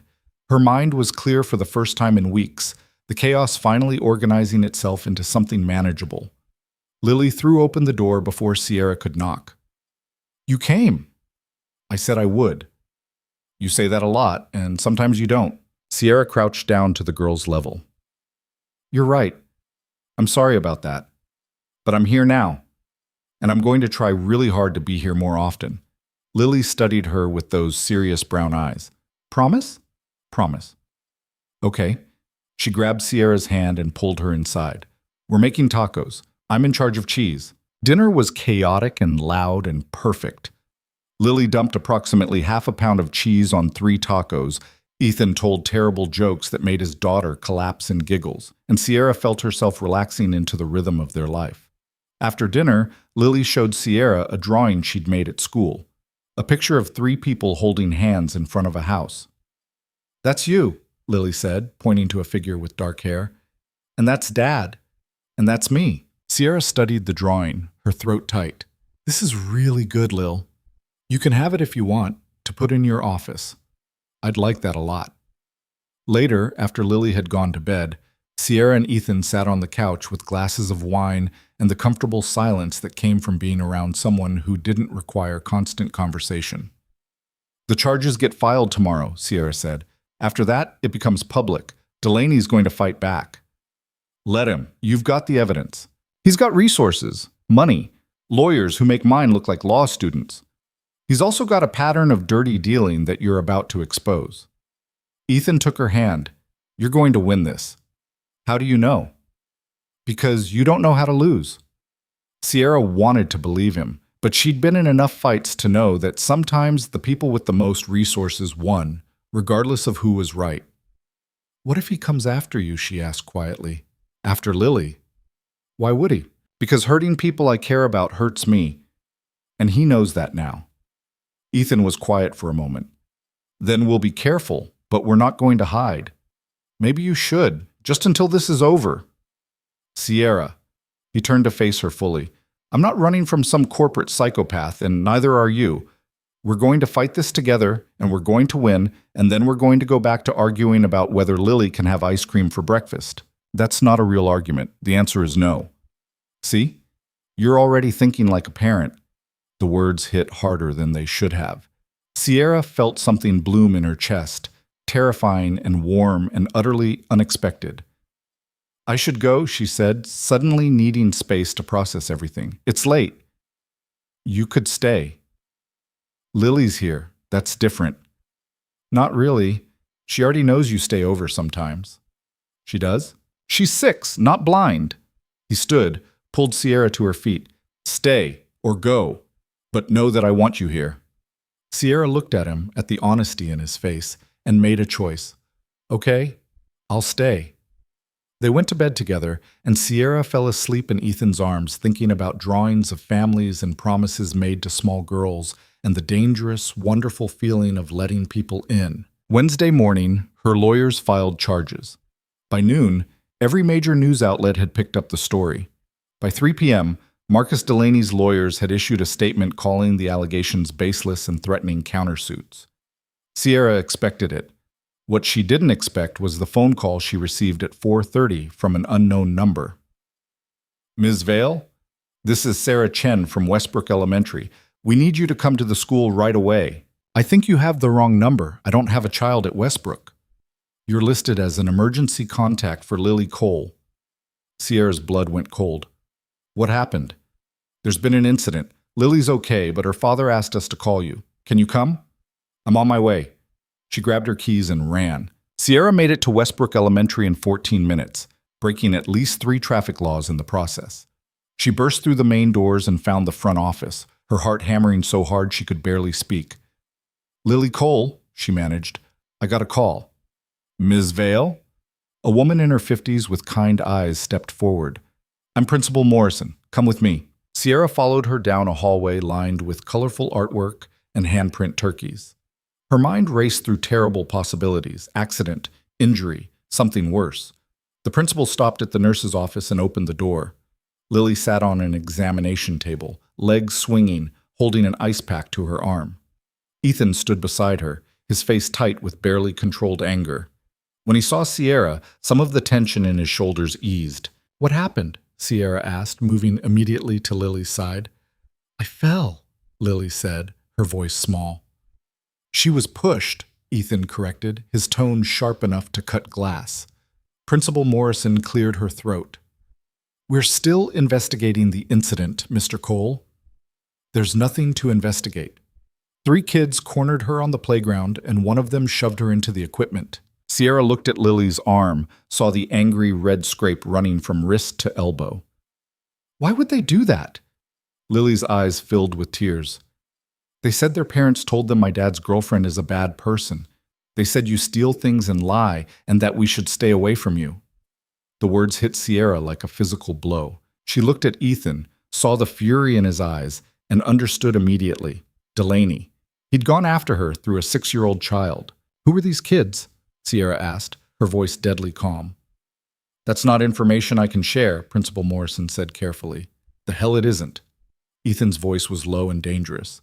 "Someone spread lies about Sierra that led to my daughter being assaulted, and you're protecting them?"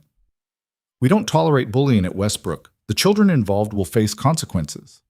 "What kind of consequences?" "That's between us and their parents. Their parents who told them to target my kid." Ethan picked Lily up, cradling her against his chest despite her being too big for it. "We're done here. If I find out this happens again, we're pulling her from the school, and you'll be hearing from our lawyer." He walked out without waiting for a response. Sierra followed, her mind already cataloging the ways this could escalate, the dangers she'd brought into their lives by letting them get close. In the parking lot, Ethan set Lily down gently and checked her arm again. "Does it hurt, baby?" "A little, but I didn't cry." "You're allowed to cry when someone hurts you." "I know, but I didn't want them to see." Sierra knelt beside her, feeling guilt and rage war in her chest. "Lily, I'm so sorry this happened. It's not your fault." "It is, though. Those kids said those things because of me, because of my work." Lily looked at her with those serious eyes. "Are you a bad person?" "No, but someone wants people to think I am." "Why?" "Because I have something he wants, and he can't get it honestly." Lily considered this with the gravity of someone 3 times her age. "That's mean." "Yeah, sweetheart, it is." Ethan's phone rang. He checked the screen, frowned, and answered. "This is Ethan." His expression darkened as he listened. "When?" "No, don't touch anything. We're coming now."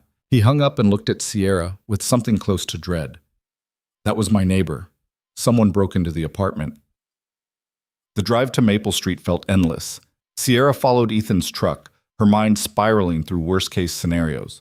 When they arrived, 2 police cars were already parked outside the building. Ethan carried Lily upstairs, Sierra close behind.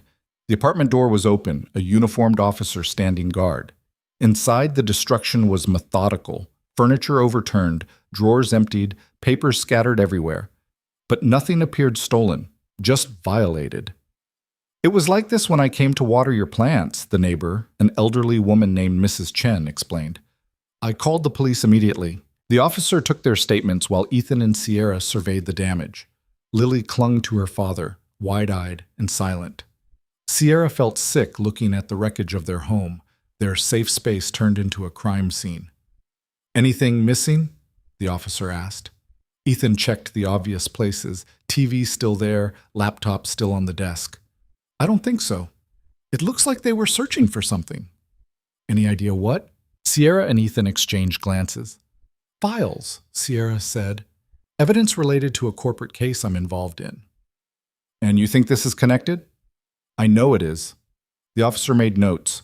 "We'll dust for prints, check security cameras if the building has them. But I'll be honest, break-ins like this are hard to solve unless we get lucky." "What about protection?" Ethan asked. "Can you put extra patrols in the area? We can increase our presence, but we can't provide round-the-clock security." After the police left, Ethan started cleaning up while Sierra called her security company. Within an hour, she had a team en route to install cameras, new locks, and a full alarm system. Ethan protested the expense, but Sierra shut him down. "This is my fault. I'm fixing it." "It's not your fault some psychopath decided to terrorize us." "Yes, it is. I brought this into your life. We've had this conversation already." He picked up an overturned chair, righted it with more force than necessary. "You don't get to make decisions for us based on guilt." "Someone pushed your daughter and broke into your home, Ethan. This is serious." "You think I don't know that?" He turned to face her, and she saw real fear beneath the anger. "I know exactly how serious this is, but running away doesn't fix it. I'm not running away." "Then what are you doing?" Sierra didn't have an answer. She looked around the ransacked apartment, at Lily, sitting on the couch hugging Clover at the life she'd disrupted by being in it. "Maybe you should stay somewhere else for a few days," she said quietly, "until we know it's safe." "Where, a hotel?" "My place. It's secure. Top floor, doorman, cameras everywhere. Delaney doesn't know about it yet." Ethan was quiet for a long moment. "You're sure about this?" "I'm sure I can't protect you here, and I can't watch Lily get hurt again." He looked at his daughter, then back at Sierra. "Okay, but we're not hiding forever." "Just until we figure out our next move." They packed bags quickly, essentials only. The security team arrived as they were leaving, and Sierra gave them explicit instructions. Cameras on every angle, motion sensors, alerts sent directly to her phone. The lead installer assured her the place would be locked down tighter than a bank vault within 3 hours. Sierra's apartment was in one of the city's newer high-rises, all glass and steel and impersonal luxury. She'd bought it 2 years ago for the location and security, never bothering to make it feel like home. Now, watching Ethan and Lily walk into the sterile space, she felt embarrassed by how empty it was. "It's not much," she said, which was a lie. "It was plenty, just nothing personal, nothing warm." "It's huge," Lily said, eyes wide. "Can I see my room?" Sierra showed them to the guest bedroom, which had a bed that had never been slept in and furniture she'd bought from a catalog. Lily immediately claimed the window seat, pressing her face against the glass to look down at the city. "We're so high up," she breathed. 43 floors, Sierra confirmed. "Can planes see us?" "Probably." Ethan set their bags down, looking around the room with an unreadable expression. "This is really nice of you. It's the least I can do after—" "Don't!" He cut her off. "Don't apologize again. We're here, we're safe, and we're going to figure this out." Sierra wanted to believe him, but standing in her pristine apartment with this family she'd inadvertently put in danger, she felt the weight of responsibility crushing down on her shoulders. Her phone rang, her lead attorney. "I need to take this," she said, stepping into the hallway. "We've got a problem," the lawyer said without preamble. "Delaney's team just filed a countersuit claiming you orchestrated the entire thing to frame him. They're alleging you planted the fake contract files specifically to entrap him." "That's exactly what I did. That's how we caught him." "I know, but they're spinning it as illegal entrapment, claiming you violated privacy laws and engaged in predatory business practices." Sierra leaned against the wall, closing her eyes. "Can they make that stick?" It's a stretch, but it'll drag out the case, and it gives them ammunition for the court of public opinion. What do you recommend? We push forward with our case and prepare for a long fight. But Sierra, this is going to get ugly before it gets better. It's already ugly. Someone broke into my boyfriend's apartment and terrorized his 6-year-old daughter. The lawyer was quiet for a beat. Did you report it? Police are investigating. Get me the case number. If we can prove Delaney's engaging in criminal harassment, it strengthens our position significantly. After hanging up, Sierra stayed in the hallway, gathering herself. Through the guest room door, she could hear Ethan reading to Lily, his voice steady and calm despite everything. The sound of it steadied her. She found them on this bed, Lily tucked under her father's arm, while he read from a book about a bear looking for a home. Sierra stood in the doorway, watching this small moment of normalcy in the middle of chaos. Ethan looked up and smiled slightly. Want to join us? She did. She climbed onto the bed on Lily's other side, and the girl immediately snuggled against her. They finished the story together, and when it was done, Lily yawned hugely. Can I sleep now? She asked. It's only 7, Ethan pointed out. But I'm tired. Today was scary. The simple honesty of it broke something in Sierra's chest. I know, sweetheart. I'm sorry. It's okay. You're fixing it. I'm trying. That's what my dad says. Trying is important. Ethan got Lily changed into pajamas and settled her under the covers. Sierra watched from the doorway, learning the rituals. Water on the nightstand, nightlight plugged in, Clover positioned just right under Lily's arm. Sweet dreams, baby girl, Ethan said, kissing her forehead. Love you, Dad. Love you too.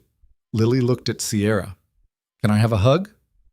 Sierra moved to the bed, gave the girl a careful hug that Lily immediately turned into a full contact embrace. When she pulled back, Lily was smiling sleepily. I'm glad we're here, she said. Your apartment is nice.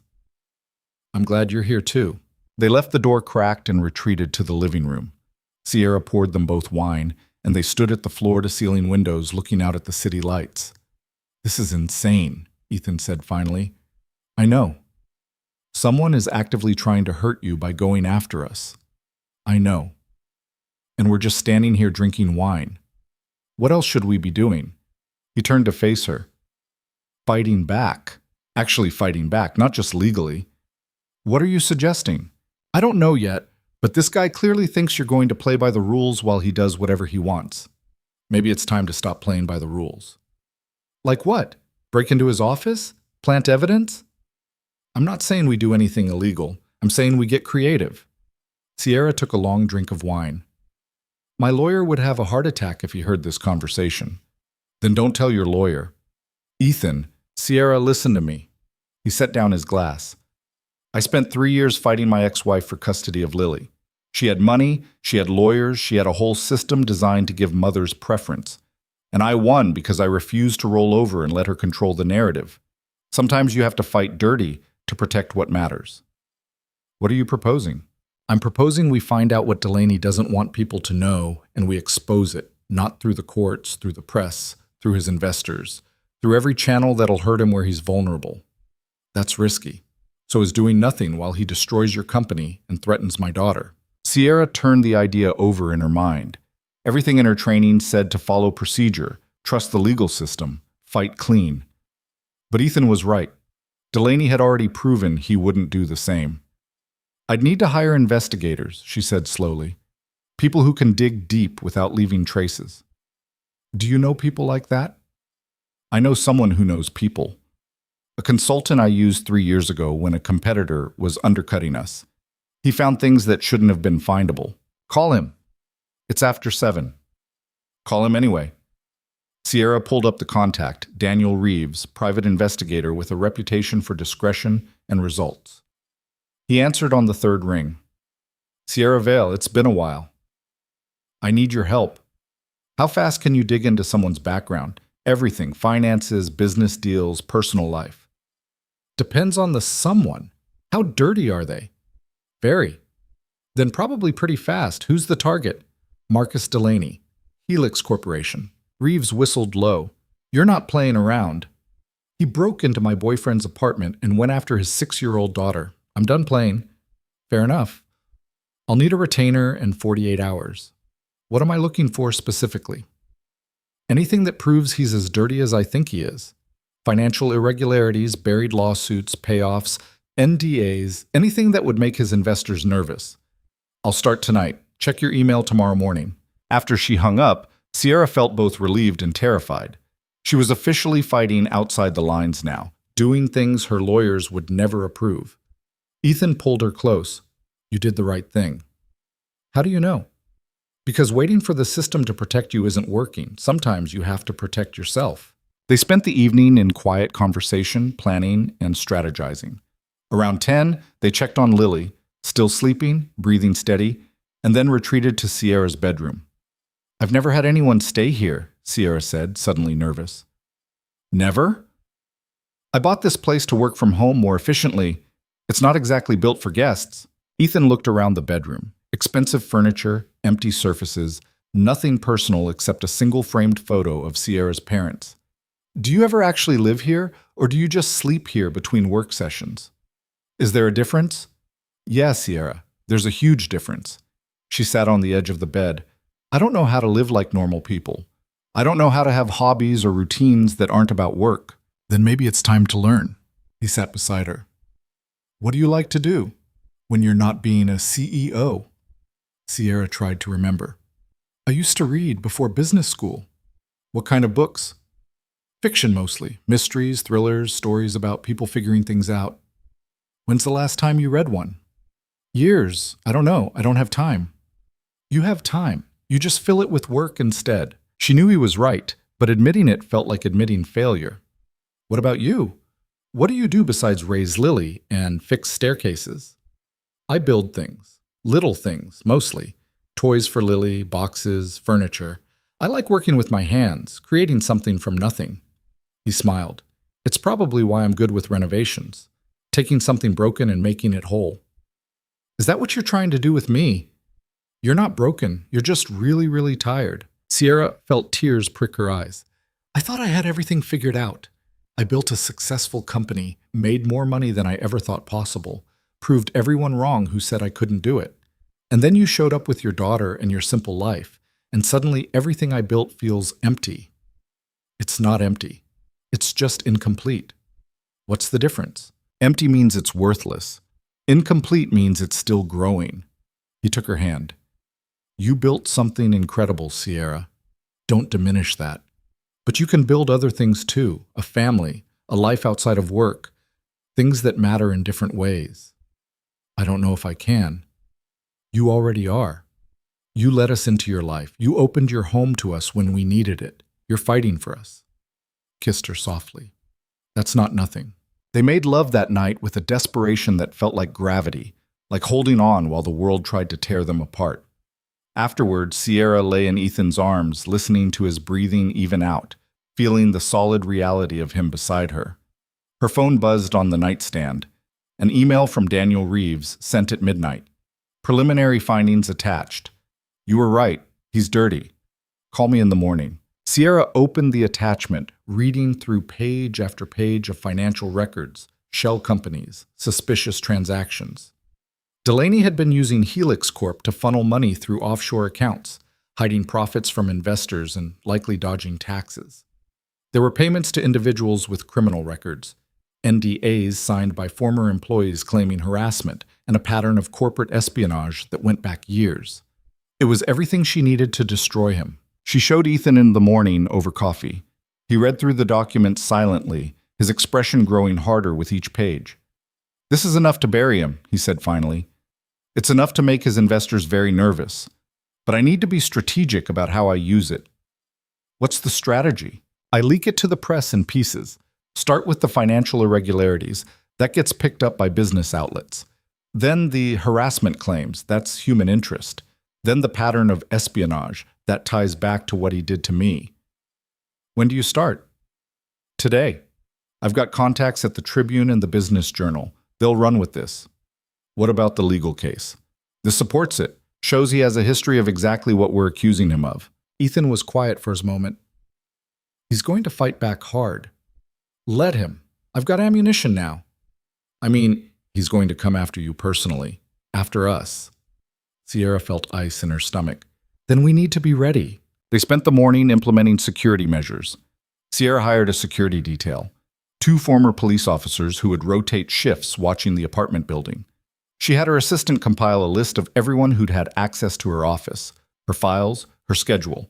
She installed tracking software on her phone and computer in case Delaney tried to hack them again. Ethan picked up Lily from the guest room, where she'd woken confused but adaptable.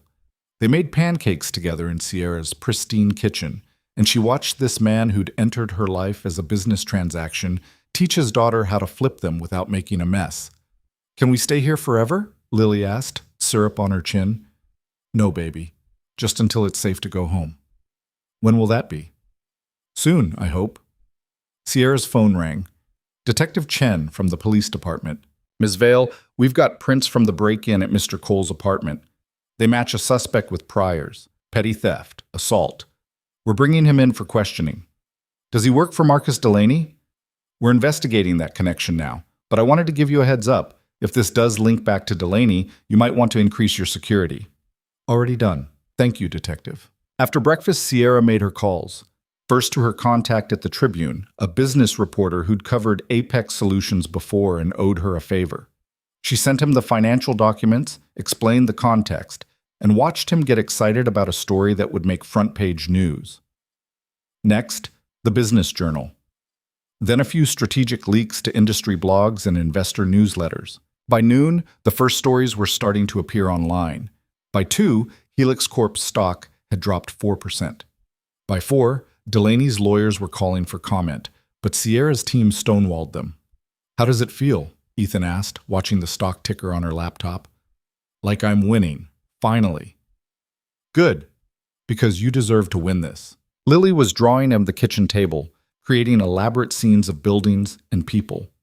Sierra sat beside her, watching the careful way she colored inside the lines. "What are you drawing?" Sierra asked. "Your office. See? That's you at your desk, and that's Dad fixing a wall, and that's me helping." Sierra studied the picture, the 3 of them together in a space that had always been just hers. "I like it. You can put it on your wall, so you remember we're there even when we're not." The simple sweetness of it made Sierra's throat tight. "I will. Thank you, Lily." That evening, Sierra's phone exploded with messages. Investors demanding explanations, board members wanting emergency meetings, clients asking if the allegations about Delaney affected their contracts. She answered them all methodically, professional and controlled, even as her personal life sat in her living room playing board games. Around 8, Ethan put Lily to bed and returned to find Sierra still on her laptop fielding emails. "You need to stop," he said gently. "I'm almost done." "That's what you said an hour ago." "This is important." "So is this." He closed her laptop. "Spending time with people who care about you, being present, living your actual life instead of just managing it." Sierra wanted to argue, but looking at him, at the concern in his eyes, the care, she realized he was right. "I'm not good at this." "I know, but you're trying. That's enough." They sat together on the couch, and Sierra let herself lean into him, let herself be held. Outside the windows, the city glittered with a million stories, a million lives intersecting and diverging. "What happens when this is over?" she asked. "What do you mean?" "When Delaney's done. When the legal case is settled. When things go back to normal." "Do you want them to go back to normal?" Sierra thought about her old life. Silent apartment, endless work, no one waiting for her. "No." "Then they won't. We'll figure out a new normal." "What does that look like?" "I don't know yet, but probably something with more pancakes and fewer corporate psychopaths." She laughed despite everything. "That sounds good." "Yeah?" "Yeah." They went to bed tangled together, and Sierra slept better than she had in weeks. She woke to her phone ringing at 6 a.m. Detective Chen again. "Ms. Vale, the suspect we brought in talked. He was hired by a third party to break into Mr. Cole's apartment. We're still tracing the payment, but it leads back to a shell company registered to Marcus Delaney. We can't confirm that yet, but the circumstantial evidence is strong." "What does this mean for the case?" "It means we're opening a formal investigation into conspiracy to commit burglary and harassment. If we can prove Delaney ordered the break-in, he's looking at criminal charges." Sierra hung up and immediately called her lawyer with the news.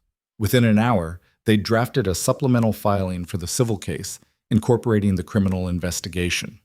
By mid-morning, every news outlet was running stories about Helix Corp's CEO under investigation for corporate espionage and criminal conspiracy. Delaney's stock dropped another 8%, but Sierra knew cornered animals were the most dangerous, and Marcus Delaney was very, very cornered. The attack came at noon. Sierra was in her home office on a conference call when her assistant burst in, face pale. "Turn on the news, Channel 7. Sierra pulled up the live stream. A press conference. Marcus Delaney standing behind a podium, looking grave and concerned. "I'm here today to address serious allegations that have been made against me and my company," he began. "Sierra Vale has engaged in a calculated campaign of defamation and harassment designed to destroy my reputation and my business. She has fabricated evidence, manipulated the press, and endangered my family with her reckless accusations." Sierra felt ice flood her veins. "But what's most disturbing," Delaney continued, "is that she's using her relationship with Ethan Cole and his young daughter as props in this vendetta. I have evidence that Ms. Vale hired Mr. Cole to pose as her boyfriend, that she's exploited a vulnerable single father and his child to create sympathy and distract from her own unethical business practices." The room spun. Sierra gripped the edge of her desk, watching Delaney produce documents, copies of her initial contract with the hiring agency, photos of her and Ethan from the hotel weekend, statements from unnamed sources claiming the relationship was fake. "This woman will stop at nothing to win," Delaney said, his voice full of righteous anger, "including dragging innocent people into her schemes. I'm calling for a full investigation into Sierra Vale's business practices and personal conduct. The public deserves to know who they're really dealing with." The press conference ended. Sierra sat frozen, her mind racing through implications. He'd twisted the truth just enough to make it damaging. Yes, she'd hired Ethan initially, but it had become real. Except now, no one would believe that. Ethan appeared in the doorway. "I just saw." "He knows. About how we met. About the arrangement." "How?" "I don't know. The agency? Someone at the hotel? It doesn't matter. He has proof that I hired you, and he's using it to destroy my credibility." Her phone started ringing. Reporters, board members, investors. She ignored them all. "What do we do?" Ethan asked. "I don't know. If I deny it, he produces the contract. If I admit it, everything I've said about him looks like a revenge plot. So we tell the truth. We explain that yes, it started as an arrangement, but it became real.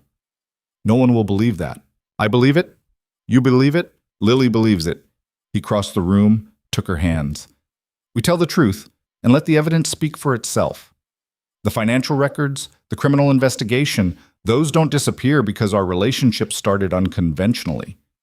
Sierra wanted to believe him, but she'd seen how public opinion worked, how narratives solidified.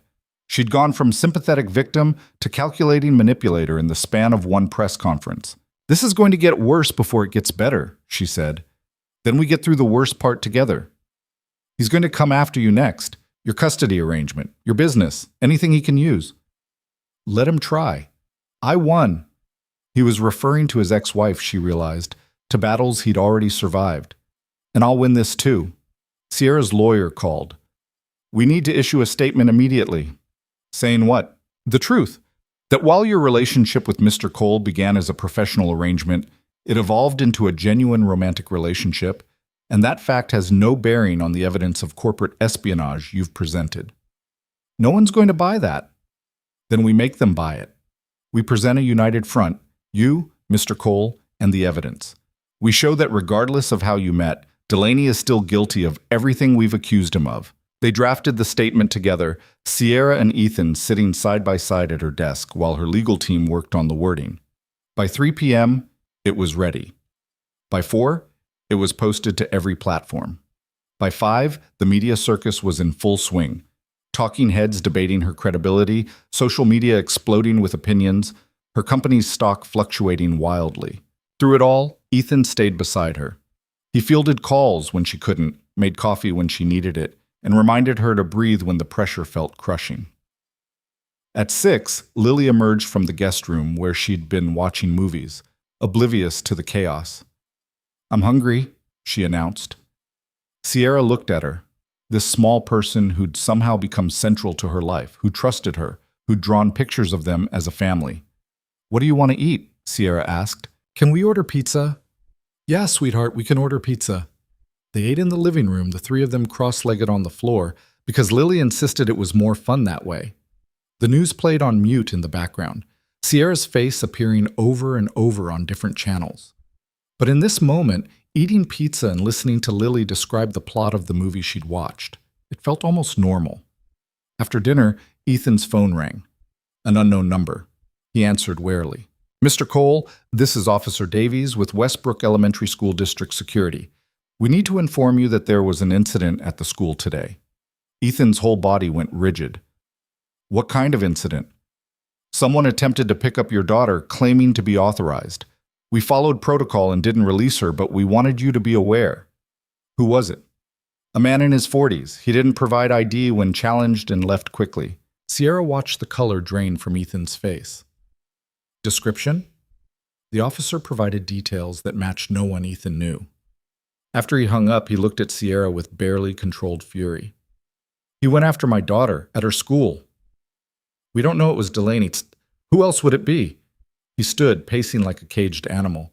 "He tried to have someone take Lily. To get to me. To get to you." Sierra felt something cold and final settle in her chest. This had gone beyond business, beyond legal battles. Delaney had declared war, and he'd chosen to fight it by targeting a child. "That's it," she said quietly. "I'm done playing defense." "What does that mean?" "It means I'm going to end this. Tonight." She called Daniel Reeves. "I need everything you have on Delaney, everything. I don't care if it's confirmed or just suspected. I need ammunition, and I need it now. I can have a full report in 2 hours. Do it." Then she called her lawyer. "The kid gloves come off. File a restraining order against Delaney citing the attempted abduction.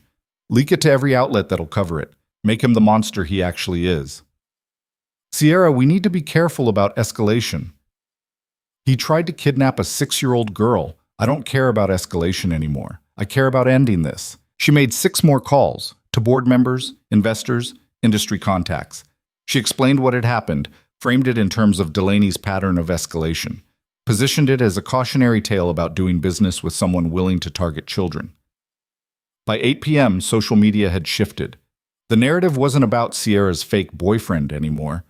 It was about Marcus Delaney's dangerous obsession with destroying a competitor by any means necessary. By 9, 3 major investors had pulled out of Helix Corp. By 10, Delaney's lawyers were calling for a meeting. Sierra took the call on speaker so Ethan could hear. "Ms. Vale, my client is willing to discuss a settlement of all outstanding issues." "What kind of settlement?" "Complete mutual non-disparagement, dropping of all legal actions, and a confidential financial arrangement to resolve damages. In other words, he wants to pay me to shut up and go away. My client is interested in resolving this matter efficiently." Sierra looked at Ethan. He shook his head.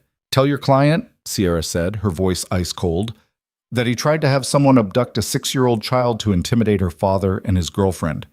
Tell him that I have evidence of years of corporate fraud, harassment, and espionage. And tell him that the only settlement I'm interested in is watching him lose everything he built the same way he tried to destroy everything I built." "Ms. Vale, we're done." She hung up. Ethan pulled her into his arms. "That was incredible.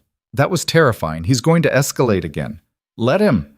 We've got security, we've got evidence, and we've got each other." They checked on Lily, who'd fallen asleep on the couch. Ethan carried her to bed while Sierra stood at the windows, looking out at the city and thinking about the battle ahead.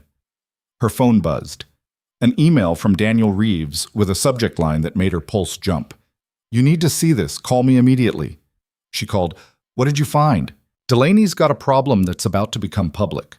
3 former employees filed sealed depositions in a harassment case 6 years ago. The case was settled with an NDA, but I found the lawyer who represented them. She's willing to talk, off the record, about what was in those depositions. And sexual harassment, workplace intimidation, and evidence that Delaney used company resources to spy on employees he considered threats. One of them was a pregnant woman he fired when she refused his advances." Sierra felt sick and triumphant in equal measure. "Can we use this?" The lawyer can't share the depositions without violating the NDA, but she can confirm they exist and hint at their contents. If the right journalist asks the right questions, "I know the right journalist, send me everything you have." She made the call. The Tribune reporter who'd broken the financial story. "I've got something bigger, sexual harassment, wrongful termination, a pattern of abuse that makes the corporate espionage look tame. Are you interested? Send me what you have. If it checks out, I can have it ready for tomorrow's edition." Sierra sent the files, then returned to the living room where Ethan was waiting. "What now?" he asked. "Now we watch it all come down. The story runs tomorrow. By the end of the week, Delaney won't have a company left to run." "And us? What about us? After this is over, after the smoke clears, what happens to us?" Sierra looked at him, this man who'd entered her life as a transaction and become something she couldn't imagine living without. "I don't know. What do you want to happen?" "I want you to move out of this sterile apartment and into a place that feels like a home. I want Lily to have her own room there, with her drawings on the walls. I want Sunday pancakes and weeknight dinners and fights about whether she can stay up late." He took Sierra's hands. "I want a real life with you. Not an arrangement, not a performance. Real." That's a lot to want. Is it too much? Sierra thought about her empty apartment, her endless work, the years she'd spent building a life that looked successful but felt hollow. She thought about Lily's hand in hers, about falling asleep to the sound of Ethan's breathing, about feeling less alone than she'd felt in her entire adult life. "No," she said, "it's not too much. It's exactly right." He kissed her, and Sierra felt something inside her finally, fully settle into place. This wasn't about hiring someone to play a role anymore. This was about choosing to build something real with someone who'd seen all her flaws and wanted her anyway. They went to bed knowing tomorrow would bring fresh battles. But for tonight, wrapped in each other's arms while Lily slept safely down the hall, Sierra let herself believe they'd already won the only fight that really mattered, the one for each other. The Tribune story hit at 6 a.m., and by 7, Marcus Delaney's world was burning. Sierra read it over coffee while Ethan made breakfast and Lily colored at the table. The headline alone was devastating. Helix Corp CEO accused of years-long pattern of harassment and intimidation. The article detailed everything Daniel Reeves had uncovered, quotes from the lawyer representing the sealed cases, statements from former employees willing to speak anonymously about the toxic culture Delaney had created. By 8, Helix Corp's stock had dropped 15%. By 9, the board had called an emergency meeting. By 10, Marcus Delaney had resigned as CEO. Sierra's phone rang, her lawyer sounding almost giddy. "He's out, completely out. The board forced his resignation and they're launching an internal investigation into his conduct." "What about the criminal charges?" "Police are moving forward with the investigation into the attempted abduction. With his resignation and the public scrutiny, the DA's office is taking it seriously. He's looking at real consequences." "And the civil case?" "His lawyers contacted us this morning.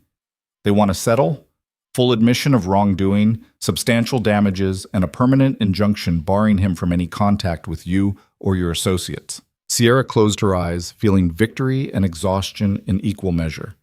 "Accept it. I want this over." "You sure? We could push for more?" "I'm sure. I want him gone and I want my life back." After she hung up, Ethan wrapped his arms around her from behind. "It's done?" "It's done." "How do you feel?" Sierra thought about it. "Tired, relieved, like I can finally breathe." "Good, because Lily wants to go to the park and I told her we'd ask you first." "The park?" "Yeah, that place with swings and slides where kids play?" "I know what a park is. I just haven't been to one in about 20 years. "Then it's time." They went to the park, all 3 of them, plus the security detail that shadowed them at a discreet distance.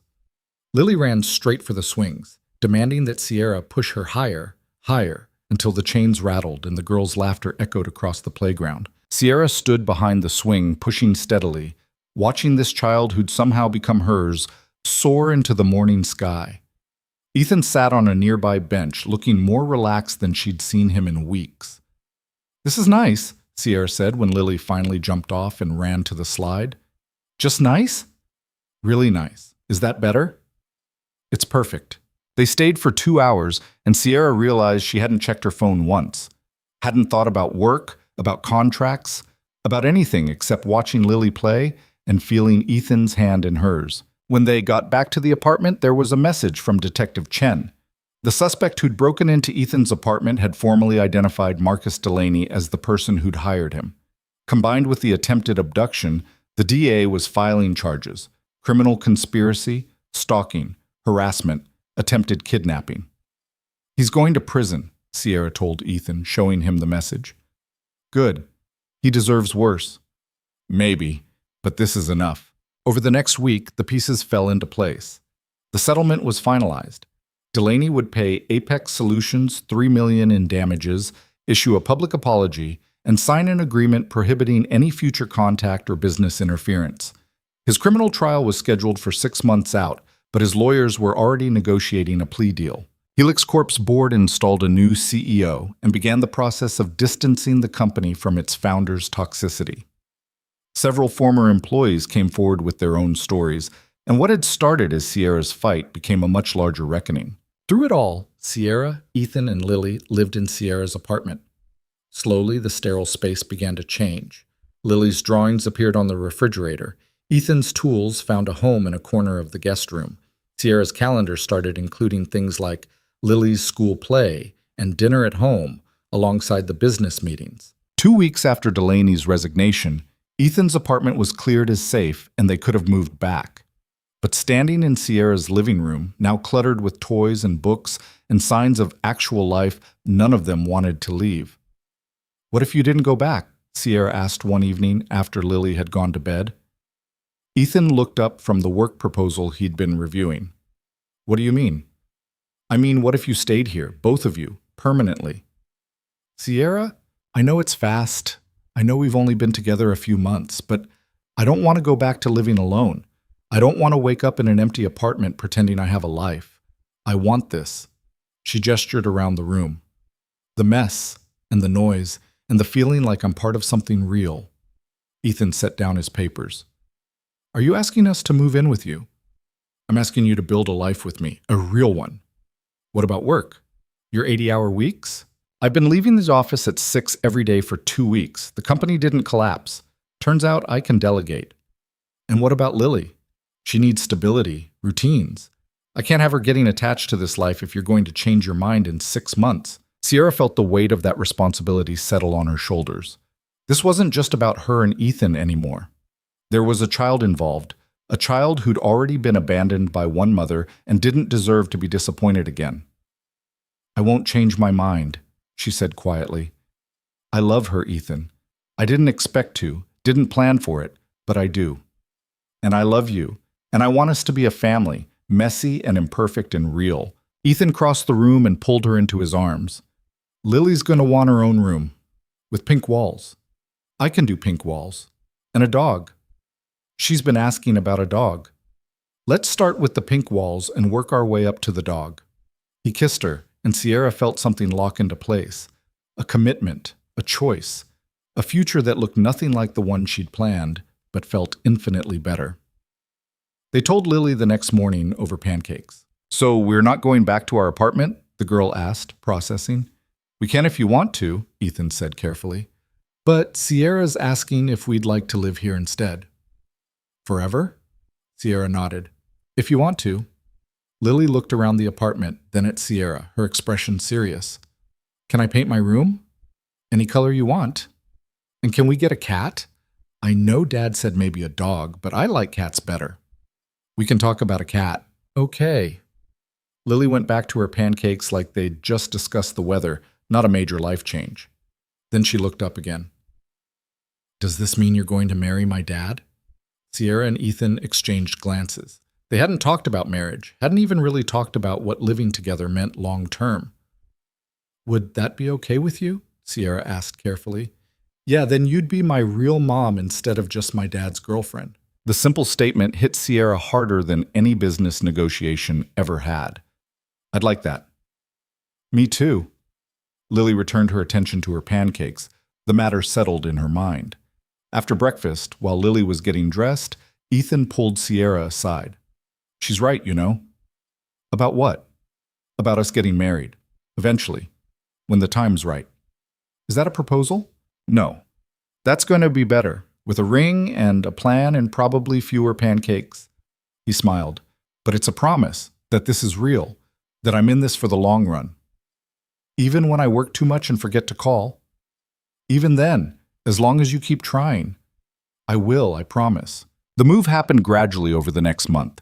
They cleared out Ethan's apartment, brought his furniture and Lily's things to Sierra's place.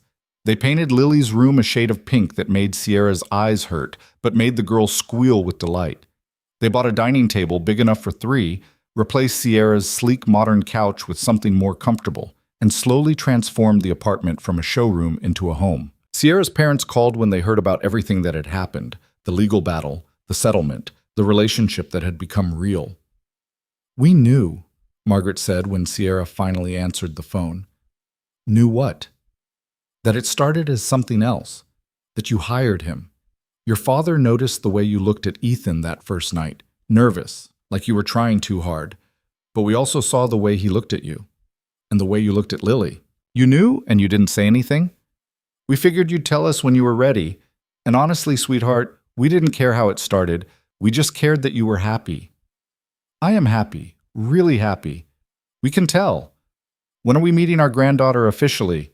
Sierra looked at Lily, currently building an elaborate castle out of couch cushions.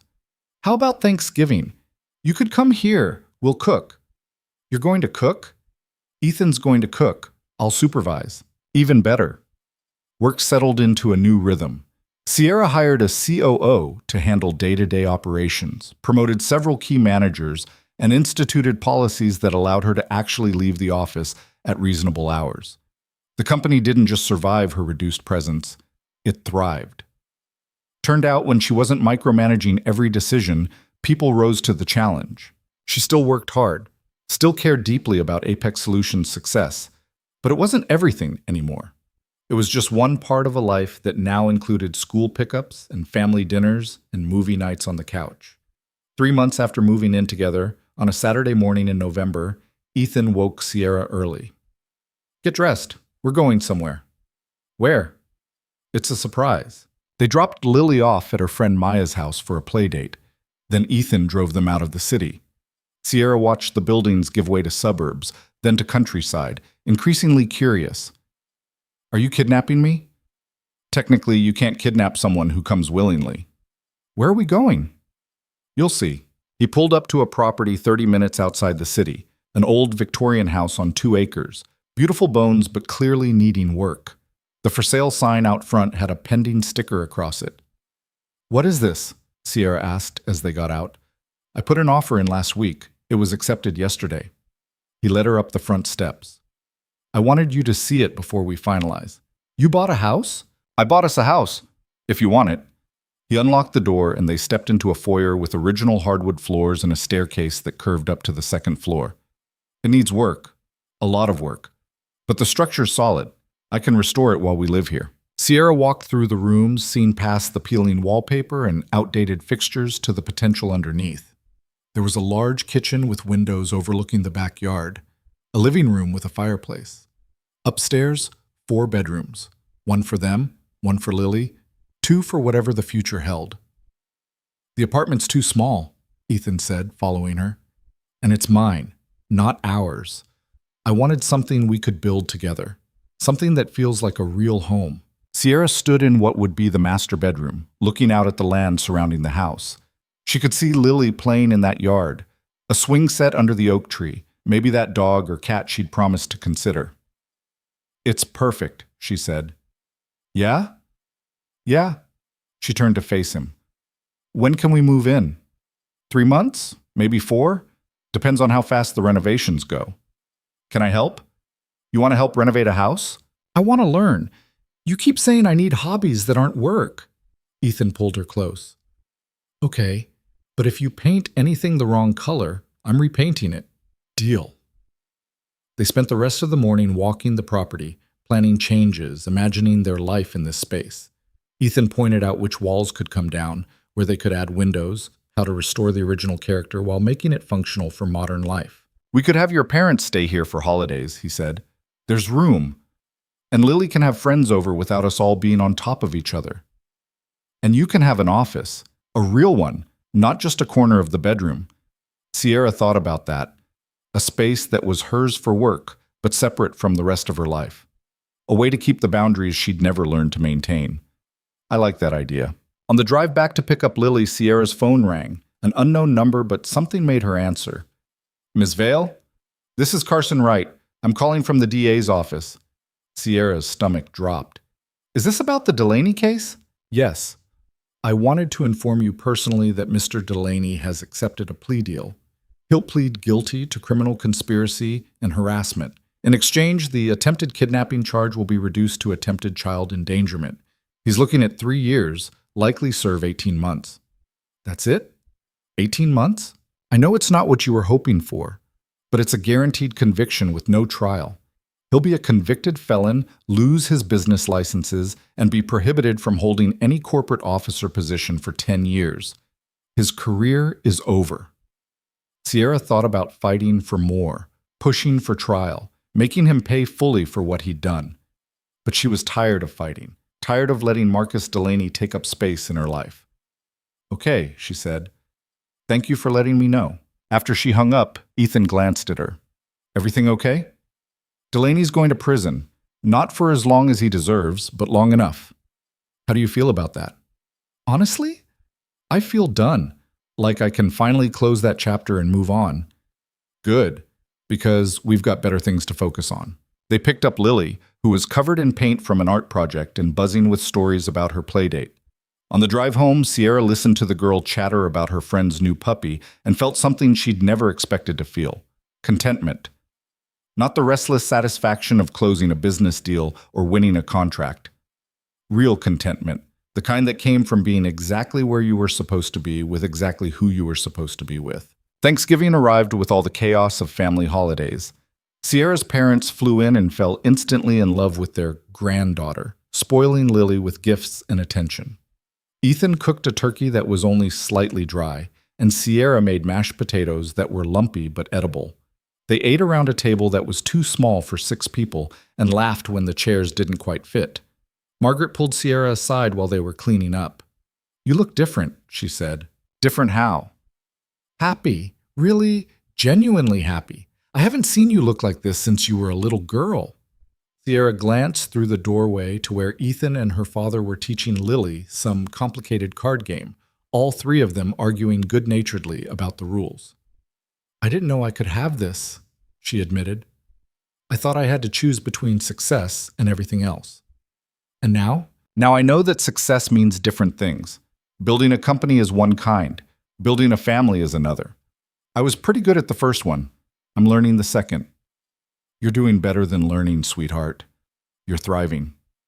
That night, after her parents had gone to their hotel and Lily was asleep, Sierra and Ethan stood on the apartment balcony, looking out at the city.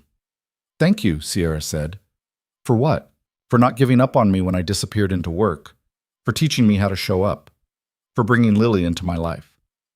You did the hard part. You chose to change. We both did. She leaned against him. I spent so long thinking I had to do everything alone, be completely self-sufficient, never need anyone. And now I know that was lonely and exhausting and not nearly as fulfilling as I pretended it was. She turned to face him. I need you, both of you, and that used to terrify me, but now it just feels true. Ethan kissed her, soft and sure. I need you too. Even when you work late and forget to text. Even when you try to solve everything yourself instead of asking for help. I'm working on that.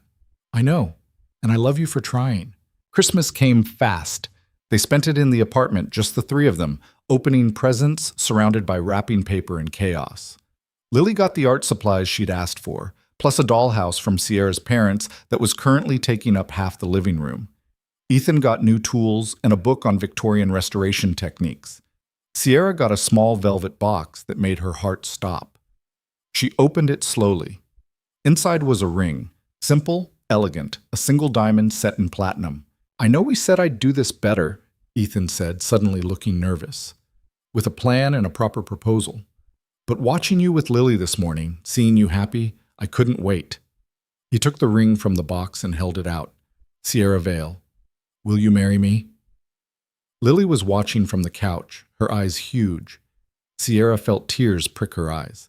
Happy tears, the kind she'd never let herself cry before. Yes. Yes? Yes, I'll marry you. Yes to all of it. He slipped the ring on her finger and pulled her into a kiss while Lily cheered from the couch. Does this mean we're a real family now? Lily asked. We were always a real family, Sierra said. Now it's just official. They got married in March. Small ceremony in the backyard of the Victorian house that was still under renovation. Ethan had finished enough of the work that they could host 20 people. Sierra's parents, a few close friends, Lily's teacher, and some of Ethan's contractor buddies. Lily was the flower girl, taking her job so seriously that she counted out exactly 3 petals per step down the makeshift aisle.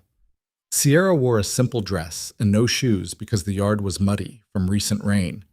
Ethan wore a suit he'd bought the day before and kept pulling at the collar. It was imperfect and chaotic and exactly right. Sierra's father officiated, reading from notes he'd written about finding unexpected love and building families from unlikely beginnings. When it was time for vows, Sierra found herself crying for the second time in 3 months. I spent my whole life building walls, she said, looking at Ethan, protecting myself, staying in control, never letting anyone see the parts of me that weren't polished and perfect. And then you showed up with your daughter and your honesty, and you didn't let me hide. You saw all the mess I tried to keep contained, and you didn't run. You stayed. And you taught me that the best things in life are the ones you don't plan for, can't control, and have to fight for every single day. I love you. I love Lily, and I promise to keep showing up, keep trying, and keep building this life with you.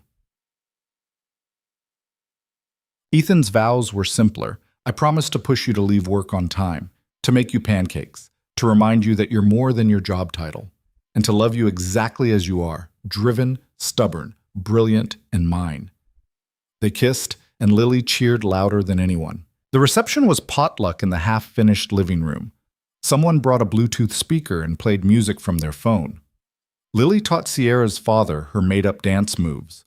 Margaret cornered Ethan's contractor friends and got them to promise to help install the new kitchen cabinets.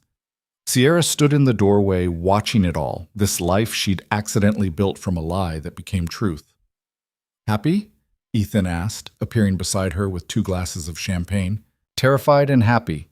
Is that allowed? I think that's how it's supposed to feel. They moved into the house a month later. Boxes everywhere, half the room still needing paint. The kitchen functional, but not finished. It was chaos and disorder, and nothing like Sierra's carefully controlled life used to be. It was perfect. Lily started at a new school nearby, made friends quickly, and came home every day with stories and drawings and requests for playdates. Ethan worked on the house during the day and took side projects that interested him, no longer taking every job just to pay bills. Sierra cut her hours to 60 a week, then 50, then settled around 45 and found the company didn't collapse. She learned to cook 3 meals competently. She learned the names of Lily's stuffed animals and which bedtime stories the girl liked best. She learned to recognize the signs of an incoming asthma attack and how to handle them calmly. She learned that she could be good at things that had nothing to do with quarterly profits and shareholder value. 6 months after the wedding, Sierra came home from work to find Ethan in the kitchen looking nervous. What's wrong? She asked. Nothing's wrong, but we need to talk. Her stomach dropped. In her experience, nothing good ever started with, we need to talk. Okay, what's going on? He pulled out a folder from the drawer, set it on the counter. Lily's been asking questions about her mom. What kind of questions? Normal kid questions. Where is she? Why did she leave? Does she ever think about coming back? Sierra sat down heavily. They'd known this conversation would come eventually. Lily's mother had been absent for 3 years. No contact since the custody battle ended. What did you tell her? The truth, that her mom wasn't ready to be a parent, that sometimes adults make choices that hurt the people they love, that it's not Lily's fault. How'd she handle it? Better than I expected, but then she asked if you were going to leave too. Sierra felt like she'd been punched. What did you say? I said no, that you chose to be her mom, which makes it different, but I think she needs to hear it from you. Where is she? Upstairs, in her room. Sierra climbed the stairs to Lily's pink bedroom, knocked softly on the door. "Come in." The girl was at her desk, drawing. She looked up when Sierra entered, her expression carefully neutral, in a way that reminded Sierra painfully of herself. "Dad said you wanted to talk to me," Lily said. Sierra sat on the bed. "He said you had some questions. About your mom. And about me. I just wanted to know if you're going to leave like she did." The directness of it took Sierra's breath. "No, sweetheart. I'm not going anywhere." "How do you know?" "Because I chose you. Every day I keep choosing you. That's what being a mom means. It's not about biology or accidents. It's about showing up and staying and loving someone even when it's hard." "What if you stop loving me?" "That's not going to happen." "You don't know that. My real mom stopped." Sierra felt fury at a woman she'd never met, someone who'd abandoned this incredible child. But she pushed it down and focused on what Lily needed to hear. "Your biological mother made a choice that had nothing to do with you. You're smart and funny and creative and kind, and anyone who can't see that is missing out. But I see it. I see you, and I'm not going anywhere." Lily was quiet for a moment, then set down her crayon. "Can I ask you something?" "Of course." "Can I call you Mom instead of Sierra?" Sierra felt tears burn behind her eyes. "I would really like that." "Okay." Lily went back to her drawing like they'd just discussed homework, not the most important question she'd ever asked. Sierra stayed for a while, watching her draw, feeling the weight and wonder of being someone's mother, not through biology, but through choice, every single day. That night, she told Ethan about the conversation. "She wants to call me Mom. How do you feel about that?" "Honored, terrified, like I better not screw this up." "You won't." "You don't know that." "I know you'll try. That's enough." A year after the wedding, Apex Solutions was thriving under Sierra's new leadership structure.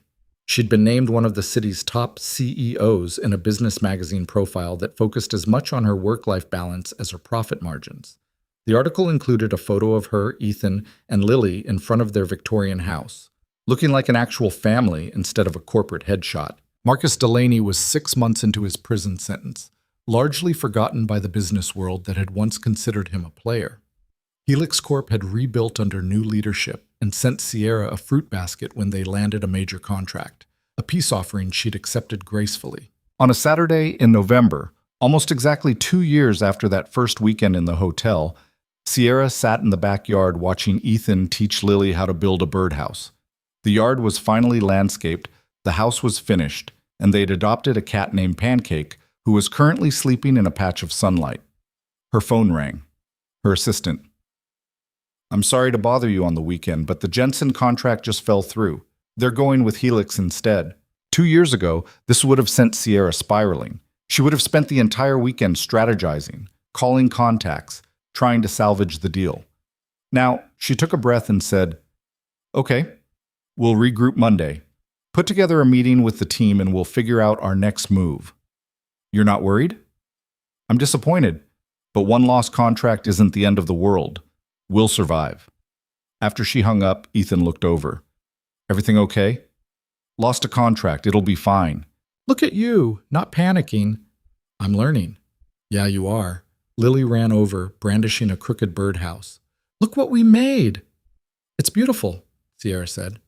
"It's kind of wonky, but Dad says that gives it character." "Your dad's right."